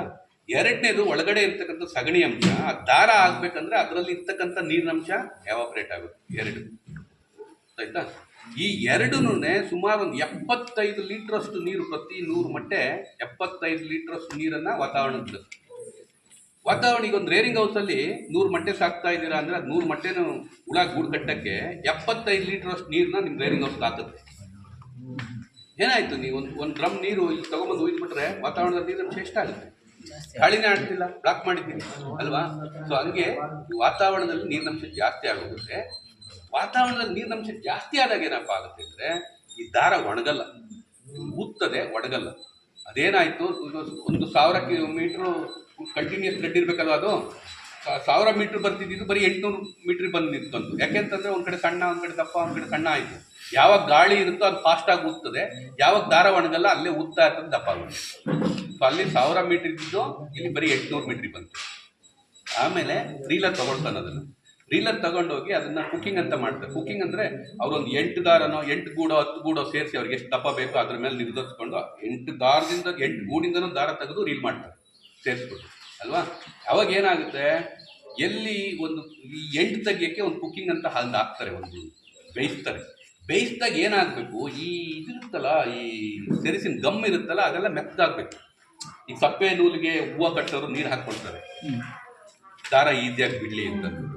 ಸೊ ಅದೇ ರೀತಿ ಯಾರೋ ಒಂದು ಹೊಸ ಮನೆ ಕಟ್ಟೋರು ಒಂದು ಔಟ್ ಹೌಸ್ ಕಟ್ಕೊಳ್ತಾರೆ, ಅದನ್ನ ಆಮೇಲೆ ಇಟ್ಕೆ ತಕ್ಕೊಳ್ಳೋಕೆ. ಅವಾಗ ಏನು ಮಾಡ್ತಾರೆ, ಜಾಸ್ತಿ ಸಿಮೆಂಟ್ ಹಾಕಲ್ಲ ಅವರು, ಬರೀ ಮಣ್ಣಲ್ಲಿ ಕಟ್ತಾರೆ. ಅದಕ್ಕಿಂತ ಸ್ವಲ್ಪ ಪ್ರಮಾಣದಲ್ಲಿ ಸಿಮೆಂಟ್ ಬೆರೆಸ್ತಾರೆ. ಅದು ಕೆಲಸ ಎಲ್ಲ ಆದ್ಮೇಲೆ ಅದು ನೀರು ಹೊಡಿತಾರೆ, ನೀರು ಹೊಡೆದಾಗ ಮೆತ್ತಗಾಗುತ್ತೆ, ಕಚ್ಕೊಂಡು. ಸೊ ಇದು ಸೇಮ್ ಪ್ರೋಸೆಸ್. ಇಲ್ಲಿ ಏನಾಗುತ್ತೆ, ಎಲ್ಲಿ ದಪ್ಪ ಇರುತ್ತೆ ಆ ಗಮ್ಮು ಸರಿಯಾಗಿ ಮೆತ್ತಗಾಗಲ್ಲ, ಓಡ್ತಾ ಇರುತ್ತೆ, 8 ಗೂಡು ಓಡ್ತಾ ಇರ್ತದೆ ಅಂದ್ಕೊಳ್ಳಿ. ಎಲ್ಲಿ ಆ ಗಮ್ಮು ಮೆತ್ತಗಾಗಿಲ್ಲ ಅಲ್ಲಿ ಕಟ್ಟಾಗೋದು. ಸೊ ಅವಾಗ ದಾರ 8 ಗೂಡು ಹೋಗ್ತಿದ್ದು 7 ಗೂಡೇ ಓಡ್ತದೆ. ಆಮೇಲೆ ಬರಬೇಕು, ಈಗ ಆಟೋಮೆಟಿಕ್ ಆದರೆ ಅದು ತೊಗೊಳ್ತದೆ. ಆಟೋಮೆಟಿಕ್ ಅಲ್ಲ ಅಂತಂದರೆ ಯಾರೋ ಬರೆದು ನೋಡಬೇಕು, ಅದಷ್ಟು ಗಾಳಿ ಎಷ್ಟೋ ಮೀಟ್ರ್ ಹೋಗ್ತದೆ. ಆಮೇಲೆ ಇನ್ನೊಂದು ಗೂಡು ತಗೊಬೇಕು, ಗಂಟೆ ಹಾಕಬೇಕು. ಆಮೇಲೆ ಇದನ್ನು ಹಂಗೆ ಬಿಸಾಕೋಕ್ಕಾಗಲ್ಲ, ಇದನ್ನು ಕಟ್ಟಾಗಿರೋದು. ಮತ್ತೆ ತಿರ್ಗಾ ಅವ್ನು ಕುಕ್ಕಿಂಗ್ ತೊಗೊಂಡೋಗ್ತಾರೆ, ತೊಗೊಂಡೋಗಿ ಮತ್ತೆ ತಿರ್ಗಾ ದಾರ 8 ತೆಗಿತಾರೆ. ಮತ್ತೆ ತಿರ್ಗಾ 8 ತೆಗಿಯೋಕೆ ಅಷ್ಟು ಸುಲಭ ಸಿಗಲ್ಲ ಅದು. ಅಲ್ಲೊಂದಷ್ಟು ವೇಸ್ಟ್ ಆಗ್ತದೆ. ಯಾಕೆಂದರೆ ಯಾವುದು ಕಲಪೆನ್ ಪೇಪರು ಕ್ವಾಲಿಟಿ ಸರಿ ಇಲ್ಲ ಅಂದರೆ ಅದು ಎಂಡ್ ಮಿಸ್ ಆಯಿತು ಅಂದರೆ ತೆಗೆಯೋದು ಕಷ್ಟ ಆಗುತ್ತೆ. ಅಲ್ಲಿ ಮತ್ತೆ ತೆಗೆದು ನೀರು ಹಾಕಿ ಮತ್ತೆ. ಸೊ ಅಲ್ಲಿಗೆ ಏನಾಯಿತು, ಅವನು ಬಂದು ಏನು ಸಿಲ್ಕ್ ಬಂತಲ್ಲ ಅದು ಗುಣಮಟ್ಟನೂ ಚೆನ್ನಾಗಿಲ್ಲ. ಗುಣಮಟ್ಟ ಏನಂದರೆ ಅದೆಲ್ಲ ಗಂಟಾಗಿರ್ತಾನೆ, ಆಮೇಲೆ ಒಂದು ಕಡೆ ದಪ್ಪ ಒಂದು ಕಡೆ ಸಣ್ಣ ಇರ್ತದೆ. ಅದು ಈ ಕಿಫಾನು ಜಾರ್ಜೆಟ್ ಸ್ಯಾರೀಸ್ ಎಲ್ಲ ಮಾಡಬೇಕಾದ್ರೆ 1 ಇಂಚ್ಗೆ 120 ಟ್ವಿಸ್ಟ್ ಮಾಡಬೇಕು. ಹಿಂಗೆ 120 ಟ್ವಿಸ್ಟ್ಗಳು, ನುಲ್ಕಿಗಳು ಈ ಡಬ್ಲಿಂಗಲ್ಲಿ ಅವಾಗೆಲ್ಲ. ಯಾವಾಗ ಇದು ಕ್ವಾಲಿಟಿ ಇರಲ್ಲ ಅಥವಾ ಗಂಟಾಕಿರ್ತಾನೆ 120 ಕ್ವಾಲಿಟಿ ಇಲ್ಲ ಅಂದರೆ ಮುಚ್ಚಿದ್ರೆ ಏನಾಗುತ್ತೆ, ಕಟ್ಟಾಗುತ್ತೆ, ಕಟ್ಟಾಗುತ್ತೆ. ಸೊ ಅವನಿಗೆ ಗುಣಮಟ್ಟ ಚೆನ್ನಾಗಿಲ್ಲ, ಎರಡನೇ ಕಟ್ಟಾಗಿ ವೇಸ್ಟ್ ಆಗಿ ಒಂದು 6 kgಗೋ 6.5 kgಗೋ 1 kg ಸಿಲ್ಕ್ ಬರ್ತಿದ್ದು 7 kgನೋ 7.5 kgನೋ ತಗೊಂಡು 1 kg ಕೂಡ ಜಾಸ್ತಿ ಆಯ್ತು, 700-800 ರೂಪಾಯಿ ಕೊಟ್ಟಿರ್ತಾನೆ. ಎಲ್ಸಿರೋದು. ಸೊ ಹಂಗೆ ಅದಕ್ಕೇನೆ ನಿಮ್ಮ ಮಳೆಗಾಲದಲ್ಲಿ ನೀವು ಗಾಳಿ ಚೆನ್ನಾಗಿ ಆಡಿಸ್ದಲೇ ಇರೋದ್ರಿಂದ ಆ ಕ್ವಾಲಿಟಿ ಹಾಳಾಗಿರುತ್ತೆ. ನೀವು ಫಸ್ಟು ಇಲ್ಲಿ ಏನು ಮಾಡಬೇಕಂತಂದರೆ ಅಲ್ಲಿ ಗುಣಮಟ್ಟ ಕಾಪಾಡಬೇಕು ಗೂಡಿಂದು. ಅಂದರೆ ನೀವು 4ನೇ ಜ್ವರ ಲಾಸ್ಟ್ ಫೀಡಿಂಗ್ ಹೋಗ್ತಿರಲ್ಲ, ಅವಾಗ ಯಾವುದಾದ್ರೂ ಚೆನ್ನಾಗಿಲ್ದಲೇ ಇರೋ ಸೊಪ್ಪು ಕೊಡಿ, ಅಥವಾ ತೋಟದಲ್ಲಿ ಎಲ್ಲ ಚೆನ್ನಾಗಿದ್ದರೆ ಎಲೆ ಕೊಡಿ. ಎಲ್ಲೋ ಒಂದು ತಿಂತದೆ, ಅಲ್ಲೊಂದು ಹುಳ ತಿಂತದೆ ಎಲ್ಲ ಇದಿದ್ರೆ ಒಂದು ಫೀಡಿಂಗ್ ಕೊಡಬೇಕು ಅನ್ನೋದಿದ್ರೆ ಕೊಟ್ಬಿಟ್ಟು ಆಮೇಲೆ ಸುಣ್ಣ ಹೊಡಿತೀರಲ್ಲ, ಸುಣ್ಣ ಹೊಡೆದ್ಮೇಲೆ ಒಂದು ಸ್ವಲ್ಪ ಎಲ್ಲ ಬೆಡ್ಗಳು ನೋಡಿ, ಏನಾದರೂ ಒಳೆಯ ಹುಳ, ಮೈಯೆಲ್ಲ ಒಳೆಯ ಹುಳ, ಹರಿದಾಡೋ ಹುಳ, ಜ್ವರಕ್ಕೆ ಸೇರಿದಲ್ಲ ಹುಳ ಇದ್ದರೆ ತೆಗೆದುಬಿಡಿ. ಅವರು ಅಲ್ಲಿ ತೆಗೆದುಬಿಟ್ಟು ಅವನ್ನ ನಾಶ ಮಾಡಿದ್ರೆ ನಿಮಗೆ ಸುಮಾರು ಒಂದು 80 ಭಾಗ ಈ ರಾಸರಿಗೆ ಅಂದರೆ ಹಾಲು ಹುಳ ಬರ್ತಕ್ಕಂಥ ಸಂಭವನೀಯತೆಗಳನ್ನು ಬ್ಲಾಕ್ ಮಾಡಬೇಕು. ಅಷ್ಟು ಕೆಲಸ ಮಾಡಿ ಆಮೇಲೆ ಎಲ್ಲ ಬಂದ ಮೇಲೆ ಮಾತ್ರ ಸೊಪ್ಪು ಕೊಡಿ. ಈಗ ಬೆಳಗ್ಗೆ ಇನ್ನೂ ಏನೋ ಒಂದು 4-5 ಹುಳ ಇದನ್ನು ಬೇಡ, ಸಾಯಂಕಾಲ ವೃದ್ಧಿ ಮಾಡ್ಕೊಳ್ಳಿ. ಯಾಕೆಂದರೆ ನೀವು ಒಂದೇ ಸರಿ ಮೌಂಟೇಜ್ ಹಾಕೋದ್ರಿಂದ ಎಲ್ಲ ಯೂನಿಫಾರ್ಮ್ ಆಗಿ ಬರಬೇಕು. ಆಮೇಲೆ ಒಂದು 13ನೇ ಫೀಡಿಂಗ್ ಆಯಿತು, ಇನ್ನೇ ಚಂದ್ರಿಕೆ ಹಾಕಬೇಕು ಅಂದರೆ ಒಂದು 5% ಹುಳನ ಎತ್ತಿ, ಸ್ಯಾಂಪಲ್ ಬಂದಿರುತ್ತಲ್ಲ ಅದನ್ನು ಎತ್ತಿ, ಯಾಕೆಂದರೆ ಅದು ಡ್ಯಾಮೇಜ್ ಮಾಡುತ್ತದು, ಅದು ಗೂಡು ಕಟ್ಟುತ್ತೆ. ಯಾವುದೋ ಕೊನೆಯದು ಹೋಗಿ ಅದ್ರ ಮೇಲೆ ಗೂಡು ಕಟ್ಟಬೇಕಾದ್ರೆ ಅದು ಉಚ್ಚೆ ಹಾಕ್ಬಿಡುತ್ತೆ. ಸೊ ಉಚ್ಚೆ ಯೂರಿಕ್ ಆ್ಯಸಿಡ್, ಅದ್ರ ಮೇಲೆ ಬಿದ್ದ ಮೇಲೆ ಅದು ಕಳಪೆ ಆಗ್ತದೆ. ಸೊ ಅದನ್ನು ನೀವು ಅವಾಯ್ಡ್ ಮಾಡೋಕ್ಕೆ ನೀವೇನು ಮಾಡಿ, ಒಂದು 5% ಸ್ಯಾಂಪಲ್ ಏನು ಬಂದಿರುತ್ತೋ ಅದನ್ನು ಎತ್ತಿ ಬೇರೆ ಕಡೆ ಬಿಟ್ಕೊಳ್ಳಿ. ಖಾಲಿ ಸ್ಟ್ಯಾಂಡ್ ಇದ್ದರೆ ಅಲ್ಲೆಲ್ಲ ಚಂದ್ರಿಕೆ ಹಾಕಿ ಬಿಟ್ಕೊಳ್ಳಿ. ಇಲ್ಲಾಂದ್ರೆ ಏನೋ ಒಂದು ವ್ಯವಸ್ಥೆ ಮಾಡ್ಕೊಳ್ಳಿ, ಬೇರೆ ಒಂದೆರಡು ಬಿಲ್ ಚಂದ್ರಿಕೆ, ಅಥವಾ ಒಂದೆರಡು ಪ್ಲಾಸ್ಟಿಕ್ ಅಂದರೆ ನೀವೇನಂತೂ ತಟ್ಟೆಗಿಟ್ಟೆಗಳಿದ್ದರೆ ಒಂದು ಸ್ಟ್ಯಾಂಡ್ಗೆ ಹಾಕಿ ಪ್ಲಾಸ್ಟಿಕ್ ತಟ್ಟೆ ಹಾಕಿ. ಸೊ ಹಂಗೆ ಮಾಡಿದ್ರೆ ಅಲ್ಲಿ ನಿಮಗೆ ಸ್ವಲ್ಪ ಅವಾಯ್ಡ್ ಮಾಡ್ಬೋದು. ಸೊ ಆಮೇಲೆ ಎಲ್ಲ ಆಯಿತು, ಎಲ್ಲ 5% ಸ್ಯಾಂಪಲ್ ಎತ್ಕೊಂಡ್ರಿ, ಬೆಡ್ನ ಲೆವೆಲ್ ಮಾಡ್ಕೊಳ್ಳಿ. ಕ್ಲೀನಾಗಿ ಲೆವೆಲ್ ಮಾಡಿಕೊಂಡು ಸುಣ್ಣ ಹೊಡಿ. ಸುಣ್ಣ ಸಾಧ್ಯವಾದಷ್ಟು ಮಟ್ಟಿಗೆ ನೀವೇ ಮಾಡ್ಕೊಳ್ಳಿ. ಈ ಕಲ್ಲು ಸುಣ್ಣ ಸಿಗುತ್ತಲ್ಲ ಅದರಲ್ಲಿ ತೊಗೊಂಬಂದು ಸ್ವಲ್ಪನೇ ನೀರು ಹಾಕಬೇಕು, ಹರಡ್ಕೊಳ್ಳೋಕೆ ಮಾತ್ರ. ಅದನ್ನು ನೀವು ಟ್ರೀಟ್ ಮಾಡ್ಕೊಂಡು, ಅಥವಾ ಆ ಒಳಗಡೆ ಹಾಗೇ ಒಂದು ನಿಮಗೆ ಇದು ಪೌಡರ್ ಸಿಗುತ್ತೆ ಅಂದರೆ ತೊಗೊಂಬಂದು. ಬಟ್ ನೋಡಿ, ಬೇಸಿಗೆನಲ್ಲಿ ಸ್ವಲ್ಪ ಕಡಿಮೆ ಯೂಸ್ ಮಾಡಿ, ಚಳಿಗಾಲದಲ್ಲಿ ಸ್ವಲ್ಪ ಕಡಿಮೆ ಯೂಸ್ ಮಾಡಿ, ಸಮ್ಮರಲ್ಲಿ ನೀವು ಮಳೆಗಾಲದಲ್ಲಿ ಸಾಕಷ್ಟು ಯೂಸ್ ಮಾಡಿ, ಏನಾಗುತ್ತೆ. ಸೊ ಹಂಗೆ ಒಂದು ಸುಣ್ಣ ಹೊಡೀರಿ. ಆಮೇಲೆ ಒಂದು 30% ಲೀಫ್ ಕೊಡಿ. ಎಷ್ಟು ಹುಳ ಸೊಪ್ಪು ತಿಂತದೋ ಅದ್ರ ಮೇಲೆ ಅವಲಂಬಿತವಾಗಿರುತ್ತೆ. 30% ಆಗಾಗಲಕ್ಕೆ ಕೊಟ್ಕೊಂಡು ಅದನ್ನು ಚಂದ್ರಿಕೆ ಹಾಕಿಬಿಟ್ಟು, ಚಂದ್ರಿಕೆ ಹಾಕಿದ ನೆಕ್ಸ್ಟ್ ಕೆಲಸ ಏನು ಮಾಡಬೇಕು, ನೀವು ಯಾವುದೇ ನೀರನ್ನು ಹೊರಸೂಸ ಅಂತ ಮೆಟೀರಿಯಲ್ ನಿಮ್ಮ ರೇರಿಂಗ್ ಹೌಸಲ್ಲಿ ಇದ್ದರೆ ಆಚೆ ಹಾಕಿ. ಅಂದರೆ ಏನು, ಸೊಪ್ಪು ಮಿಕ್ಕಿರ್ಬೋದು, ಆಚೆ ಹಾಕಿ, ಇಮಿಡಿಯೇಟಾಗಿ ತಗೊಳಗೆ ಆಚೆ ಹಾಕಿ. ಆಮೇಲೆ ನಾಳೆ ಹಾಕೋಣ, ಇದು ಇಲ್ಲಿರಲಿ ಬೇಡ, ತೊಗೊಂಡಾಗ ಆಚೆ ಹಾಕಿ. ಸಮ್ಮರ್ ಆದರೆ ಗಡಿಗೆನ ಕಟ್ಟಿರ್ಬೋದು, ಅಥವಾ ಮೇಲೆ ನೀರು ಹಾಕ್ತಾ ಇರ್ಬೋದು, ಅವೆಲ್ಲ ತೆಗೆದುಬಿಡಿ. ಎಷ್ಟು ಸಾಧ್ಯವಾಗುತ್ತೋ ಅಷ್ಟು ಗಾಳಿ ಚೆನ್ನಾಗಿ ಹಾಕಿ. ಎಕ್ಸಾಸ್ಟ್ ಇದ್ದರೆ ಎಕ್ಸಾಸ್ಟ್ ಹಾಕಿ, ಎಲ್ಲ ಓಪನ್ ಇರಲಿ, ಇನ್ಕ್ಲೂಡಿಂಗ್ ನಿಮ್ಮ ಡೋರು ಓಪನ್ ಇರಲಿ. ಅದಕ್ಕೆ ಮೆಶ್ ಇದ್ದರೆ ಇರಲಿ, ಅಷ್ಟೇ ಇರಲಿ. ಸೊ ಅವಾಗ ಚೆನ್ನಾಗಿ 3 ದಿವಸ ಗಾಳಿ ಆಡಿಸ್ಬೇಕು. 3ನೇ ದಿವಸ ಆದಮೇಲೆ 4ನೇ ದಿವಸ ಯಾವುದಾದ್ರೂ ಚಂದ್ರಿಕೆಗಳಲ್ಲಿ ಈ ಅನ್ಸ್ಪನ್ ವಂಶಿದ್ರೆ ಅದೇ ನಾಳೆ ಕಟ್ಟುತ್ತೆ ಇಲ್ಲ, ತೆಗೆದುಬಿಡಿ. ಫ್ಲಿಮ್ಜಿ ಕಪ್ಪೂನು ನಿಮ್ಮ ಗೂಡು ಕಟ್ಟದಲ್ಲೇ ಇರೋದು ಎಲ್ಲ 3ನೇ ದಿನ ಆದಮೇಲೆ 4ನೇ ದಿನಕ್ಕೆ ಬಿದ್ದ ಮೇಲೆ ತೆಗೆದುಬಿಡ್ಬೇಕಂತ. ನೀವು ಅದನ್ನು ತೆಗೆದು ಎಲ್ಲಿ ಬೇಕೋ ಅಲ್ಲಿ ಬಿಸಾಕಬೇಡಿ. ಈ ಫ್ಲಿಮ್ಜಿ ಗೂಡೆಲ್ಲ ನಿಮಗೆ ರೋಗಾಣುಗಳಿಂದ ತಪ್ಪಿರೋದು, ಆ ಕಟ್ಟದಲ್ಲೇ ಇರೋದೆಲ್ಲ ಒಳಗಡೆ ವೈರಲ್ ಆ್ಯಕ್ಟಿವಿಟೀಸ್ ಜಾಸ್ತಿ ಆಗಿ ಕಟ್ಟಕ್ಕಾಗ್ದಲೇ ಇರೋದು. ಸೊ ಅದನ್ನು ತೆಗೆದುಬಿಟ್ಟು ಎಲ್ಲ ಒಂದೇನಕ್ಕೆ ಕಲೆಕ್ಟ್ ಮಾಡಿಕೊಂಡು ಚಿಮಟ ಉಪಯೋಗಿಸಿ ತೆಗಿಯೋಕ್ಕೆ, ಕೈಯಲ್ಲಿ ಬೇಡ. ಚಿಮಟ ಇದ್ದರೆ ಒಳಗಡೆ ಇದ್ರೂ ಹಾಕಿ ಹಿಡ್ಕೊಂಡು ಹಿಂಗೆ ಹೇಳ್ಕೊಬೋದು. ಚಿಮಟದಲ್ಲಿ ತೆಗೀರಿ, ಕಲೆಕ್ಟ್ ಮಾಡ್ಕೊಳ್ಳಿ, ಅದಕ್ಕೆ ಸುಣ್ಣ ಹಾಕಿ ಅಥವಾ ಏನೋ ಬೇರೆ ಇದನ್ನ ಹಾಕಿಬಿಟ್ಟು ಅದನ್ನು ಹಾಯಿಸಿ ಎಲ್ಲಾದರೂ ಬಿಸಾಕಿ ಅಥವಾ ಮುಚ್ಚಿ, ಗೊತ್ತಾಯ್ತಾ. ಸೊ ಹಿಂಗೆ ಮಾಡಿ ಅವತ್ತು ಚಂದ್ರಿಕೆಗಳನ್ನ ನೀವೇನೋ ಬೇರೆ ಇದಾವಿದೆ ಅಲ್ಲೇ ಬೇಕಾದ್ರೆ ಟರ್ನ್ ಮಾಡಿ, ಇಲ್ಲಾಂದ್ರೆ ನಿಮ್ಗೆ ಜಾಗ ಇದ್ದರೆ ಎಲ್ಲೋ ಗಾಳಿ ಆಡೋ ಅಂಥ ಜಾಗದಲ್ಲಿ ಇಟ್ಕೊಡಿ. ಹಾರ್ವೆಸ್ಟ್ ಮಾಡಬೇಕಾದ್ರೆ ಒಂದು ಸ್ಪೆಷಲಿ ನಿಮ್ಮ ಇಬ್ಬರಿಗೂ ಅನಾನುಕೂಲನೇ. ನೀವೇನಾದರೂ ಕಾಯಿಗೂಡೆ ತೆಗೆದುಬಿಟ್ರೆ ಅವ್ರು ಹೇಳ್ತಾ ಇದ್ರು ಕಾಯಿಗೂಡು ನೀವೇನಾದರೂ ಈ ಬಿತ್ತನೆ ಗೂಡನ್ನ ತೆಗೆದ್ರೆ ಅದು ತುಂಬಾ ಸೆನ್ಸಿಟಿವ್ ಇರುತ್ತೆ, ಹಿಂಗೆ ಅಳ್ಳಾಟಿಂಗ್ ಎಸೆಯೋದಕ್ಕೆ ಹೊಡೆದೋಗ್ಬಿಟ್ಟಿರುತ್ತೆ, ಅಲ್ಲಿ ನಿಮಗೆ ಪ್ರಿಪರೇಷನ್ ಬರಲ್ಲ, ನಿಮಗೆ ರೇಟ್ ಕಡಿಮೆ. ಇವ್ರಿಗೇನಾಗುತ್ತೆ, ಯಾರು ಸಂಕರಣ ತಳಿಗಳು ರೀಲಿಂಗ್ ಕಕ್ಕುನವ್ರಿಗೆ ಸ್ಟೈನ್ ಆಗುತ್ತೆ, ಅದು ಯೂರಿಕ್ ಆ್ಯಸಿಡ್, ಅದು ಮತ್ತೆ ರೀಲಿಂಗ್ ಮಾಡಬೇಕಾದ್ರೆ ಕಟ್ ಆಗುತ್ತೆ. ಸೊ ಹಂಗಾಗಿ ಕಂಪ್ಲೀಟ್ ಒಂದು 10 ಕಕ್ಕನ್ನು ಓಪನ್ ಮಾಡಿ ನೋಡಿ. ಅದು ನಾವು 5 ದಿನ 6 ದಿನ ಅಂತ ಹೇಳಕ್ ಬರಲ್ಲ. ನಿಮ್ಮ ಊರಿನ ವಾತಾವರಣ, ನಿಮ್ಮ ಊರಿನಲ್ಲಿ ನೀರಿನಂಶ ಎಷ್ಟಿರುತ್ತೆ ರೇರಿಂಗ್ ಹೌಸಲ್ಲಿ, ಅದ್ರ ಮೇಲೆ ಡಿಪೆಂಡ್ ಆಗುತ್ತೆ. 6ನೇ ದಿನ ಕಟ್ ಮಾಡಿ ನೋಡಿ. ಎಲ್ಲ ನಿಮ್ಮ ಬಿಸ್ಕೆಟ್ ಕಲರ್ ಬಂದಿರಬೇಕು. ಇದು ಬಿಸ್ಕೆಟ್ ಬರುತ್ತಲ್ಲ, ಅದು ಪಾರ್ಲೆ ಬಿಸ್ಕೆಟ್ ಕಲರ್ ಇರಬೇಕು. ಸೊ ಅವಾಗಲೇ ನಿಮ್ಗೇನು ಒಂದಿನ ಲೇಟಾಗಿ ಹೋದರೆ ಮಾಡೋದು ಏನಾಗಲ್ಲ. ಸೊ ಹಂಗೆ ನೀವು ಹಾರ್ವೆಸ್ಟ್ ಮಾಡಿ ಕ್ಲೀನ್ ಮಾಡ್ಕೊಂಡು ತೊಗೊಂಡೋಗಿ. ಕ್ಲೀನ್ ಅಂದರೆ ಜುಂಜು ತೆಗೆದಿದ್ರು ಅಟ್ಲೀಸ್ಟ್ ಪಿಚ್ಕೆ ಗಿಚ್ಕೆನೆಲ್ಲ ಕ್ಲೀನ್ ಮಾಡ್ಕೊಳ್ಳಿ. ಅದು ಚೆನ್ನಾಗಿ ಕಾಣಬೇಕು ಯಾರಿಗಾನಾದ್ರೂ. ಜುಂಜು ತೆಗೆದಿದ್ರು ನಡೆಯುತ್ತೆ. ಕೆಲವು ರೀಲರ್ಸ್ ಹೇಳ್ತಾರೆ ಜುಂಜು ತೆಗಿಬಾರ್ದು ಸಾರ್. ಜುಂಜು it will protect our inside. ಇದು ಜುಂಜು ತೆಗಿಬಾರ್ದು, ಒಂದು ಪಿಚ್ಕೆ ಗಿಚ್ಕೆಗಳಿದ್ರೆ ತೆಗೀಲಿ. ಸೊ ಅದನ್ನ ನೋಡಿಕೊಂಡು ಆ ಥರ ಮಾಡ್ಕೊಳ್ಳಿ. ಆಮೇಲೆ ಇನ್ನು next last but not list ಈ ರೋಗಗಳು ಜನರಲ್ ಆಗಿ ಎಲ್ಲದಕ್ಕೂ ಒಂದೇ ಔಷಧಿ, ಅದನ್ನು ನೀವು ಮಾಡಬೇಕಷ್ಟೇ. ಫಸ್ಟು ರೋಗ ಏನಕ್ಕೆ ಬರುತ್ತೆ ಅದು ಯೋಚನೆ ಮಾಡಿ. ನೀವೆಲ್ಲ ಬಯೋಟೈನ್ ಬೆಳೀತಿದ್ದೀರಾ, ರೋಗ ಏನಕ್ಕಪ್ಪ ಬರುತ್ತೆ ಅಂದರೆ, ಊಜಿ ಬಗ್ಗೆ ನಾನು ಹೇಳಲ್ಲ, ಅವ್ರು ಸಾಕಷ್ಟು ಹೇಳಿದ್ದಾರೆ. ರೋಗ ಏನಕ್ಕೆ ಬರುತ್ತೆ, ರೋಗ ಇವೆಲ್ಲ ವಿದೇಶಿ ತಳಿಗಳು, ಅದು ಬೇಗ ರೋಗ ಗೊತ್ತಾಗ್ತವೆ, ಒಂದು ಕಾರಣ. ಎರಡನೇ ಕಾರಣ, ಬೇರೆ ಅಡ್ವಾನ್ಸ್ಡ್ ಸಿರಿಕಲ್ಚರ್ ಕಂಟ್ರೀಸ್ಗೆ ಹೋಲಿಸ್ಕೊಂಡ್ರೆ ನಮ್ಮ ಭಾರತದಲ್ಲಿ ರೋಗಾಣುಗಳ ಸಂಖ್ಯೆ ವಾತಾವರಣದಲ್ಲಿ ಜಾಸ್ತಿ. ಏನಕ್ಕೆ ಸಾರ್ ಅಂತ ಕೇಳ್ಬೋದು. ಏನಕ್ಕೆ ಅಂದರೆ, ರೋಗಾಣುಗಳಿಗೆ ವರ್ಷದ 365 ದಿವಸಗಳು ಸಹ ಊಟ ಸಿಗ್ತಾ ಇರ್ತದೆ. ಊಟ ಸಿಗದಲೇ ಇರೋ ಹಳ್ಳಿನೇ ಇಲ್ಲ, ಊಟ ಸಿಗದಲೇ ಇರೋ ಪ್ಲೇಸೇ ಇಲ್ಲ. ಒಬ್ಬರಲ್ಲಿ ಒಂದು ಚಾಕಿ ಇದ್ದರೆ ಚಾಕಿಯಿಂದ ಹಿಡಿದು ಗೂಡು ಕಟ್ಟೋವರೆಗೂ ಇರ್ತದೆ. ಅಟ್ಲೀಸ್ಟ್ ಅವರಾದರೆ ಒಂದೇ ಸರಿ ರೇರಿ ಮಾಡ್ತಾರೆ, ಒಂದೇ ಸರಿ ಗೂಡು ತಗೊಂಡೋಗ್ತಾರೆ. ಅದರಿಂದ ಅಟ್ಲೀಸ್ಟ್ ಅವಾಗನ ಒಂದು ಮಧ್ಯೆ ಅದಕ್ಕೆ ಆಹಾರ ಸಿಕ್ಕಲ್ಲ. ಇಲ್ಲಿ ಹಂಗಲ್ಲ, ಇವ್ರ ಮನೆಗಲ್ದಲ್ಲೇ ಇದ್ರೆ ಇನ್ನೊಬ್ಬರ ಮನೆ ಸಿಗ್ತದೆ ಊಟ. ಸೊ ಹಂಗಾಗಿ 365 ದಿವಸಗಳು ಆಹಾರ ಸಿಗೋದ್ರಿಂದ ಅದು ವಾತಾವರಣಗಳ ಸಂಖ್ಯೆ ಜಾಸ್ತಿ ಆಗುತ್ತೆ. 2. 3ನೇದು, ನಮ್ಮಲ್ಲಿ ಸ್ವಚ್ಛತೆ, ನೆಗ್ಲಿಜೆನ್ಸಿ, ಒಂದು ಸಿಸ್ಟಮ್ಮು ಏನಿಲ್ಲ. ರೇರಿಂಗ್ ಮಾಡಬೇಕಾದ್ರೂ ಇಲ್ಲ, ಅದು ಮನೆಯೂ ಸ್ವಚ್ಛತೆಯೂ ಕಾಪಾಡಲ್ಲ ಅಲ್ವಾ, ಅದರಿಂದನೂ ಸಹ. ಆಮೇಲೆ ಕ್ವಾಲಿಟಿ ಆಫ್ ದಿ ಲೀಫು ಅವರಷ್ಟು ಗುಣಮಟ್ಟ ಇಲ್ಲ. ಕ್ವಾಲಿಟಿ ಇರತಕ್ಕಂಥ ಆಹಾರ ತಿಂದರೆ ಸ್ವಲ್ಪ ರೋಗಾಣುಗಳಿಂದ ತಡ್ಕೊಂಡ್ಬಿಡ್ತಾರೆ. ಬ್ಯಾಕ್ಟೀರಿಯಾ ಇರುತ್ತೆ ಹೊಟ್ಟೆ ಒಳಗಡೆ, ಅದು ಜ್ವರ ಬರಬೇಕು. ಯಾವಾಗ ಬರ್ತದೆ, ನೀವು ದಷ್ಟಪುಷ್ಟವಾಗಿದ್ದರೆ, ನೀವು ತಿಂದಂಥ ಆಹಾರ ಚೆನ್ನಾಗಿದ್ದರೆ ರೋಗ ಬರಲ್ಲ. ನಮಗೂ ಇವತ್ತು ಬ್ಯಾಕ್ಟೀರಿಯಾ, ಒಳ್ಳೆ ಬ್ಯಾಕ್ಟೀರಿಯಾನು ನಮ್ಮ ಹೊಟ್ಟೆ ಒಳಗಡೆ ಇದೆ, ಕೆಟ್ಟ ಬ್ಯಾಕ್ಟೀರಿಯಾನು ಹೊಟ್ಟೆ ಒಳಗಡೆ ಇರ್ತವೆ. ಕೆಲಸ ಯಾವಾಗ ಸ್ಟಾರ್ಟ್ ಮಾಡ್ತವೆ, ನೀವು ವೀಕ್ ಆದಾಗ ಅಥವಾ ನಿಮಗೆ ಶಕ್ತಿ ದಷ್ಟಪುಷ್ಟ ಇಲ್ದಲೇ ಇದ್ದಾಗ ಸ್ಟಾರ್ಟ್ ಆಗುತ್ತೆ ಅದು. ಸೊ ಈ ಕಾರಣದಿಂದ ನಮ್ಮ ನೆಗ್ಲಿಜೆನ್ಸಿ, ನಮ್ಮದು ಲೀಫ್, ಅದ್ರದ್ದು ಆಹಾರ ಮತ್ತು ವಾತಾವರಣದ ಲೋಡು ಮತ್ತು ನಾವು ಸಾಕ್ತಾ ಇರ್ತಕ್ಕಂಥ ತಳಿ, ಇದರಿಂದ ನಮಗೆ ರೋಗಗಳು ಬರ್ತವೆ. ಏನು ಮಾಡಬೇಕು, ಫಸ್ಟು ರೋಗಕ್ಕೆ ಹೆಂಗೆ ಕಂಟ್ರೋಲ್ ಮಾಡಬೇಕು? ಕಂಟ್ರೋಲ್ ಮಾಡೋಕ್ಕೆ 3 ವಿಧ. ಒಂದು, ರೋಗ ಬರ್ದಂಗಿರೋದು ನೋಡ್ಕೊಳ್ಳೋದು, ಪ್ರಿವೆಂಟಿವ್ ಅಂತ. ಇನ್ನೊಂದು, ರೋಗ ಬಂದ ಮೇಲೆ ಅದನ್ನ ವಾಸಿ ಮಾಡೋದು. 2.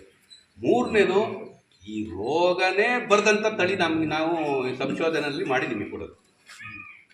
3 ಬಾಯ್, 2 ಓವರ್. ಒಂದು, ಅದು ನಾವು ನಿಮಗೆ ರೋಗನೇ ಬರಲ್ಲಪ್ಪ ತಗೋ ಹುಳ ಮೇಸು ಅಂತ ಹೇಳೋ ಸ್ಥಿತಿನಲ್ಲಿ ನಾವಿಲ್ಲ. 1. 2ನೇದು, ವಾಸಿ ಮಾಡೋಕ್ಕಾಗಲ್ಲ. ವಾಸಿ ಮಾಡೋಕ್ಕೆ ಅದಕ್ಕೆಲ್ಲ ಇಂಜೆಕ್ಷನ್ ಕೊಡೋಕ್ಕಾಗಲ್ಲ. 50,000 ಹುಡುಕು ಇಂಜೆಕ್ಷನ್ ಕೊಡೋಕ್ಕಾಗಲ್ಲ. 50,000 ಹುಡುಕು ಇಂಜೆಕ್ಷನ್ ಮಾತ್ರ ತಿನ್ಸೋಕ್ಕಾಗಲ್ಲ ನಾವು. ಅದು ಪ್ರಯತ್ನಗಳಾಗ್ತಾ ಇದ್ದಾವೆ. ಯಾವುದು ಈ ಒಂದ್ಸರಿ ರೋಗ ಬಂದಮೇಲೆ ವಾಸಿ ಮಾಡೋಕ್ಕಾಗುತ್ತಾ ಇಲ್ವಾ ಅಂತ ಅದು ನೋಡೋಣ. ಯಾವತ್ತು ಫಲ ಬರುತ್ತೋ ಅವತ್ತು ನಿಮ್ಗೆ ತಿಳಿಸ್ತೀವಿ. 2. 3ನೇದು, only prevention. Always prevention is better than cure. Cure ಇಲ್ಲೇ ಇಲ್ಲ ಇಲ್ಲಿ, ಓನ್ಲಿ ಪ್ರಿವೆನ್ಷನ್. ಓನ್ಲಿ ಪ್ರಿವೆನ್ಷನ್ ಅಂದರೆ ನೀವು ಡಿಸ್ಇನ್ಫೆಕ್ಷನ್, ಅಂದರೆ ರೋಗಾಣು ಮುಕ್ತ ಪ್ರದೇಶದಲ್ಲಿ ನಿಮ್ಮ ಹುಳುಗಳನ್ನು ಸಾಕಾಣಿಕೆ ಮಾಡಬೇಕು. ರೇಷ್ಮೆ ಹುಳು ಸಾಕಾಣಿಕೆ ಅಂದರೆ ಒಂದೇ ಒಂದು ಡೆಫಿನೇಷನ್ ಹೇಳ್ತೀನಿ, ಇಷ್ಟೇ ರೀ. ವಾತಾವರಣದ ಹಿಡಿತ ನಿಮ್ಮ ಕೈಯಲ್ಲಿರತಕ್ಕಂಥ ರೋಗಾಣು ಮುಕ್ತ ಪ್ರದೇಶದಲ್ಲಿ ಸಾಕಷ್ಟು ಪ್ರಮಾಣದ ಗುಣಮಟ್ಟದ ಸೊಪ್ಪು ಮತ್ತು ಹಂತಕ್ಕೆ ಅನುಗುಣವಾಗಿ ಸ್ಥಳಾವಕಾಶವನ್ನು ಒದಗಿಸಿ ಹುಳು ಸಾಕಾಣಿಕೆ ಮಾಡಬೇಕು. ಎಲ್ಲರೂ ಕ್ಲಿಯರ್ ಆಯ್ತಾ? ಇದು ವಾತಾವರಣದ ಹಿಡಿತ ನಿಮ್ಮ ಕೈಯಲ್ಲಿರಬೇಕು. ಅಂದರೆ ರೇರಿಂಗ್ ಹೌಸ್ ಟೆಂಪರೇಚರ್ ಜಾಸ್ತಿ ಆದರೆ ಕಡಿಮೆ ಮಾಡೋಂಗಿರಬೇಕು, ಹ್ಯುಮಿಡಿಟಿ ಜಾಸ್ತಿ ಆದರೆ ಕಡಿಮೆ ಮಾಡೋಂಗಿರಬೇಕು. ವಾತಾವರಣದ ಹಿಡಿತ ನಿಮ್ಮ ಕೈಯಲ್ಲಿರಬೇಕು, ರೋಗಾಣು ಮುಕ್ತ ಪ್ರದೇಶ ಆಗಬೇಕು, ಆಮೇಲೆ ಸಾಕಷ್ಟು ಪ್ರಮಾಣದ ಸೊಪ್ಪು ಕೊಡಬೇಕು, ಗುಣಮಟ್ಟದ ಸೊಪ್ಪು ಕೊಡಬೇಕು, ಹಂತಕ್ಕೆ ಅನುಗುಣವಾಗಿ ಸ್ಥಳಾವಕಾಶ ಕೊಡಬೇಕು. ಇಷ್ಟು ಮಾಡಿದ್ರೆ ಇದು ಡೆಫಿನೇಷನ್ ಇಷ್ಟೇ ಈ ಬಯೋಟೈನ್ ರೇರಿಂಗಲ್ಲಿ ಬರುತ್ತೆ.